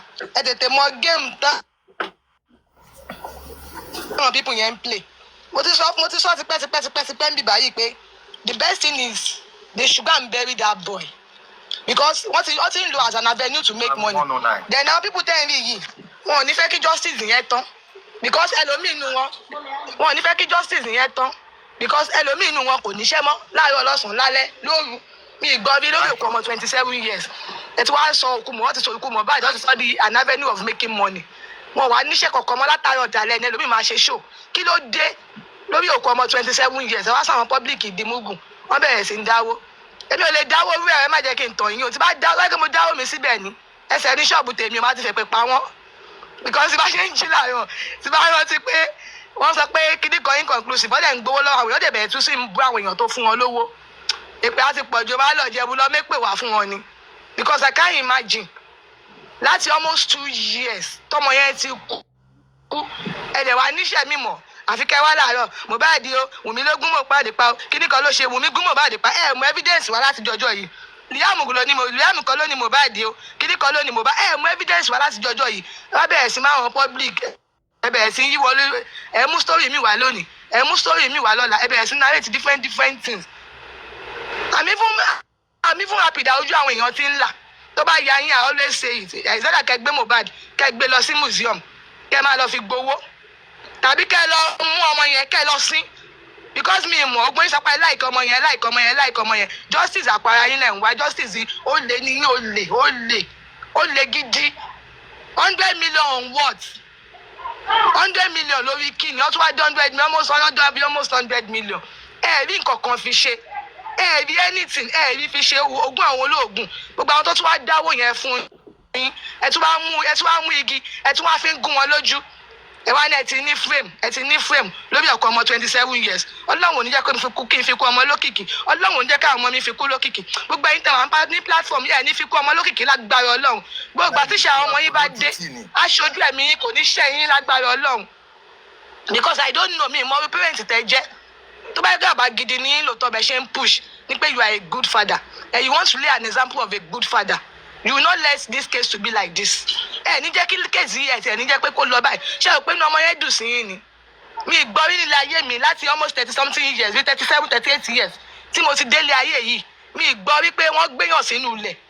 Wọ́n tún wá mú ẹni yẹn, wọ́n tún wá wù padà. Mi sì gbọ́ rí. Nǹkan tó wá di reason tí wọ́n ṣẹlẹ̀ torí ẹ̀ wá hù àwa achieve ẹ̀.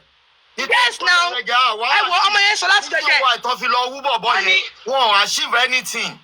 Bẹ́ẹ̀ sí, wọ́n ní mo yáwó Mohbad ò fẹ́ ṣe DNA kò fẹ́ ṣe DNA ẹ wò gbà tọ́mọ yẹn ti jáde how many months ago now tọ́mọ yẹn ti jáde pé òkè òun ti ready láti ṣe DNA tí òun gan ọmọ yẹn àgbà pé ìyàwó yẹn náà ó ní 40 tiẹ̀ o ẹni 40 tó bá yẹ pé gbàtọ́ tí kóun náà jáde kó ti ṣe DNA yẹn ni ló ti ṣe DNA yẹn ni gbogbo àwọn people yìí this case will not even get to this level tó bá yẹ pé time tó ti ní kó ṣe DNA yẹn ló jáde tó ṣe DNA yẹn gbogbo case yìí àti mọ bí tá à ń lọ a ti mọ̀ pé àwọn ẹni yìí wọ́n fẹ́ máa lórí public ni they know what happened to that boy they just want to use it as an avenue to be making money but ti pé bọ̀ our private I follow wọn blindly because of ara ọmọ ló ta ìbọn ọmọ yẹn ṣe ń pariwo ńgbà tó wà láyé pé wọ́n fẹ́ pa òun ó tún wá kú tán ẹ wo bó ṣe ṣe ọmọ yẹn òun ló jẹ́ káwọn èèyàn wà sympathize pé ẹ ò bá tí bàbá yẹn jáde náà tó bá yẹ pé ọmọ yẹn ti ṣe tó bá yẹ kó ṣe DNA yẹn ni we will not get to this level. That is the fault of that girl. Tó yẹ kó ìdè máa ń dùn mí gan. Tó bá yẹ pé ọmọ yẹn ló pa Mohbad lóòótọ́. Tó jẹ́ pé ọmọ yẹn ló pa Mohbad tàbálẹ̀ ló pa Mohbad. Pẹ̀lú gbogbo royalty tí Mohbad nílẹ̀. Pẹ̀lú gbogbo ogún tí Mohbad nílẹ̀. Ẹ má jẹ́ ká tọra wa. Àwọn parent they are anxious for money. Wọ́n á ti jáde, wọ́n á ti sọ. Tó bá yẹ pé wọ́n ní evidence lọ́wọ́ lóòótọ́ tó ní concrete evidence. But ti pé our public we are following them blindly. emotionally and sentiment àti fisi. So that is one of the problem, but ó dà bèbí ti ṣẹ́jú. Ojú àwọn èèyàn ti là. Ojú àwọn èèyàn ti là gan. Èmi ẹsẹ̀ ní ṣọ́ọ̀bù ti tèmi o. Èmi ò lè sanwó mi lè fowó mi síbi tó jẹ́ pé kò ní kíní.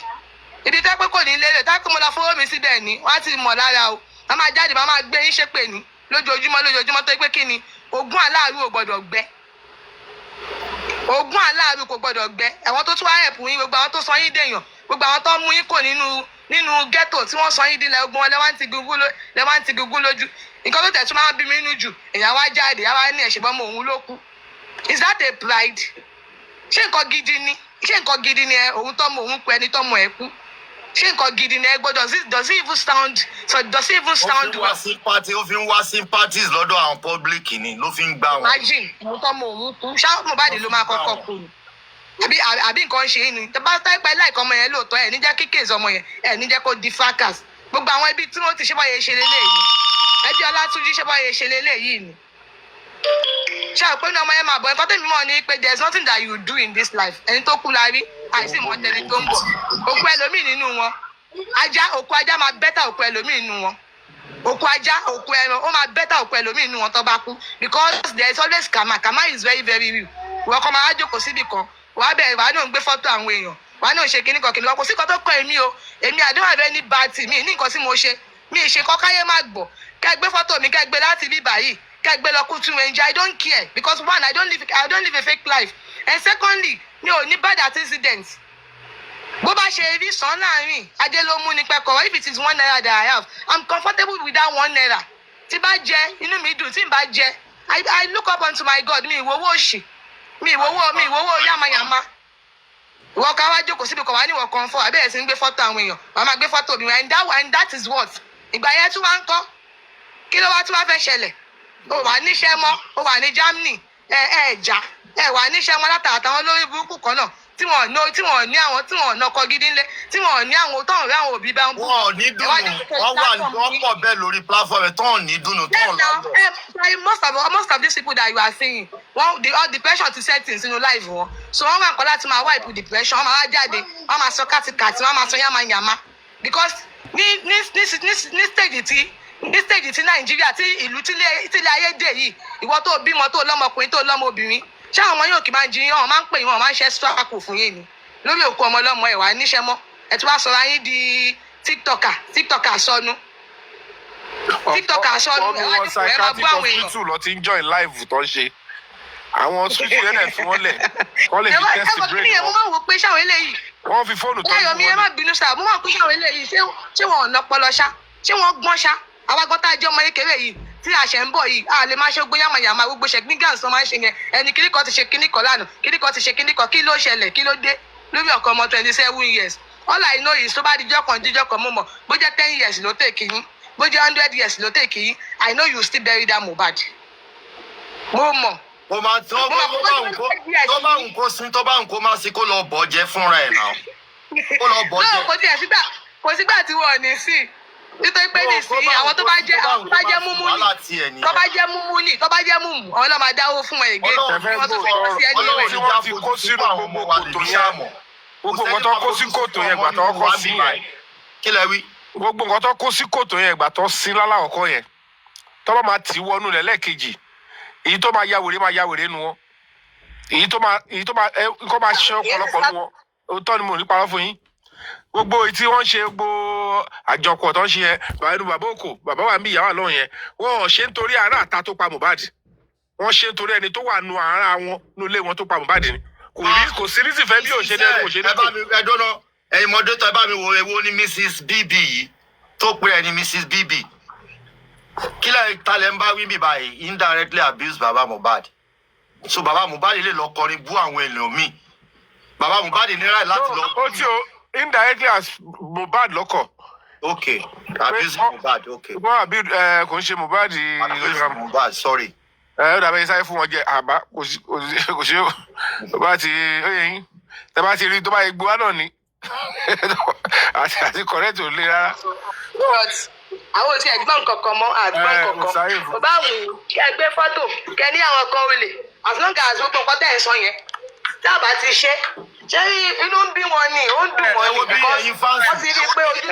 ẹ̀yin followers mi ẹ má bẹ̀rù mi ò láṣìírí lọ́dọ̀ wọn àràbù náà lè fi bá mi jà ẹ jẹ́ kó máa lo àràbù wọn kí n máa fún wọn ní pressure ẹ rí i pé mo máa ń fún wọn ní pressure every day mo máa fún wọn ní pressure tó máa fi kú ni so kọ́ mo like bó ṣe máa ń struggle wá wò mí ẹ̀ tó ń wá ń gbọ́ fúnra wọn wípé mo sì dúró gidigba and lórí platform yìí we stand gidigba unshakable ni wá ń bì báyìí. àgbọ̀ nǹkan kan.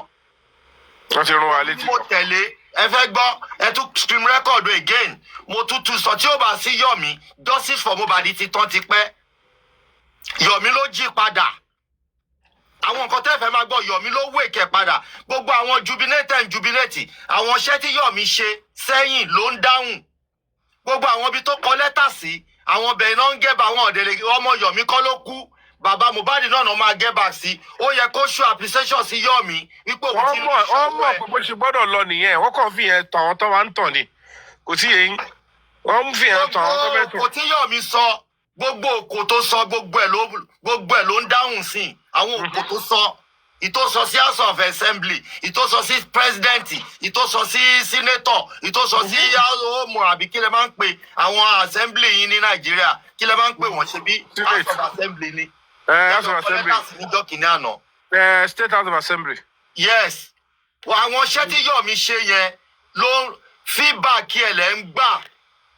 ẹ mọ̀ pé appreciate ẹ̀ gbogbo pé mo pé kéèsì lọ sí zone 2 yẹn ìyẹn náà ó tún kú nǹkan because normally kò sẹ́ni tó lẹ̀mí àti gbé kéèsì yẹn kọjá zone 2 pàǹtí tẹ́lẹ̀ you are not meant to take it beyond pàǹtí nǹkan tí ò yẹ gbogbo wọn nìyẹn pé mo gbé kúrò lọ sí another command àwọn yẹn wá ń ṣiṣẹ́ yẹn lọ ó ti ń bọ́ sí ìtìjú fún command pàǹtí tí wọ́n gbé kéèsì fún gọ́gọ́ originally so ó pẹ̀lú nǹkan tó sọ pé ẹ má jẹ́ kí ojú tì wá ẹ dá padà lọ ṣe òkúkọ dá ọgbọgbọ yẹn pẹ̀lú gbóhùn tó lọ ṣe yẹ pé ọgbọ́n ta lè ẹ̀dá padà sí pàǹtì àwọn nǹkan yẹn ló ń wújọpọ̀ meanwhile the kókó bẹ̀ yìí tó jẹ́ olórí ẹ̀ ni pé the letter to the president èmi ò tí fẹ́ sọ deep bàbá yẹn pé sọ lórí ìfẹ́ èmi náà máa sọ lórí ìfẹ́ èmi náà lè tara bọ̀ púpọ̀ until we have a green light to go deep ṣé tí yẹn kọ́ mọ̀ sọ ẹ̀ bá yẹn ká ti ọmọ tó ń ṣe lọ́yà àwọn kan ló ṣiṣẹ́ àwọn kan but we don't have a green light to go deep ẹ ṣáà jọ máa wúra wa lọ́yà wọn ṣe kí ni lọ́yà tó gbà ṣe. wọ́n máa padà wá bẹ́yìn.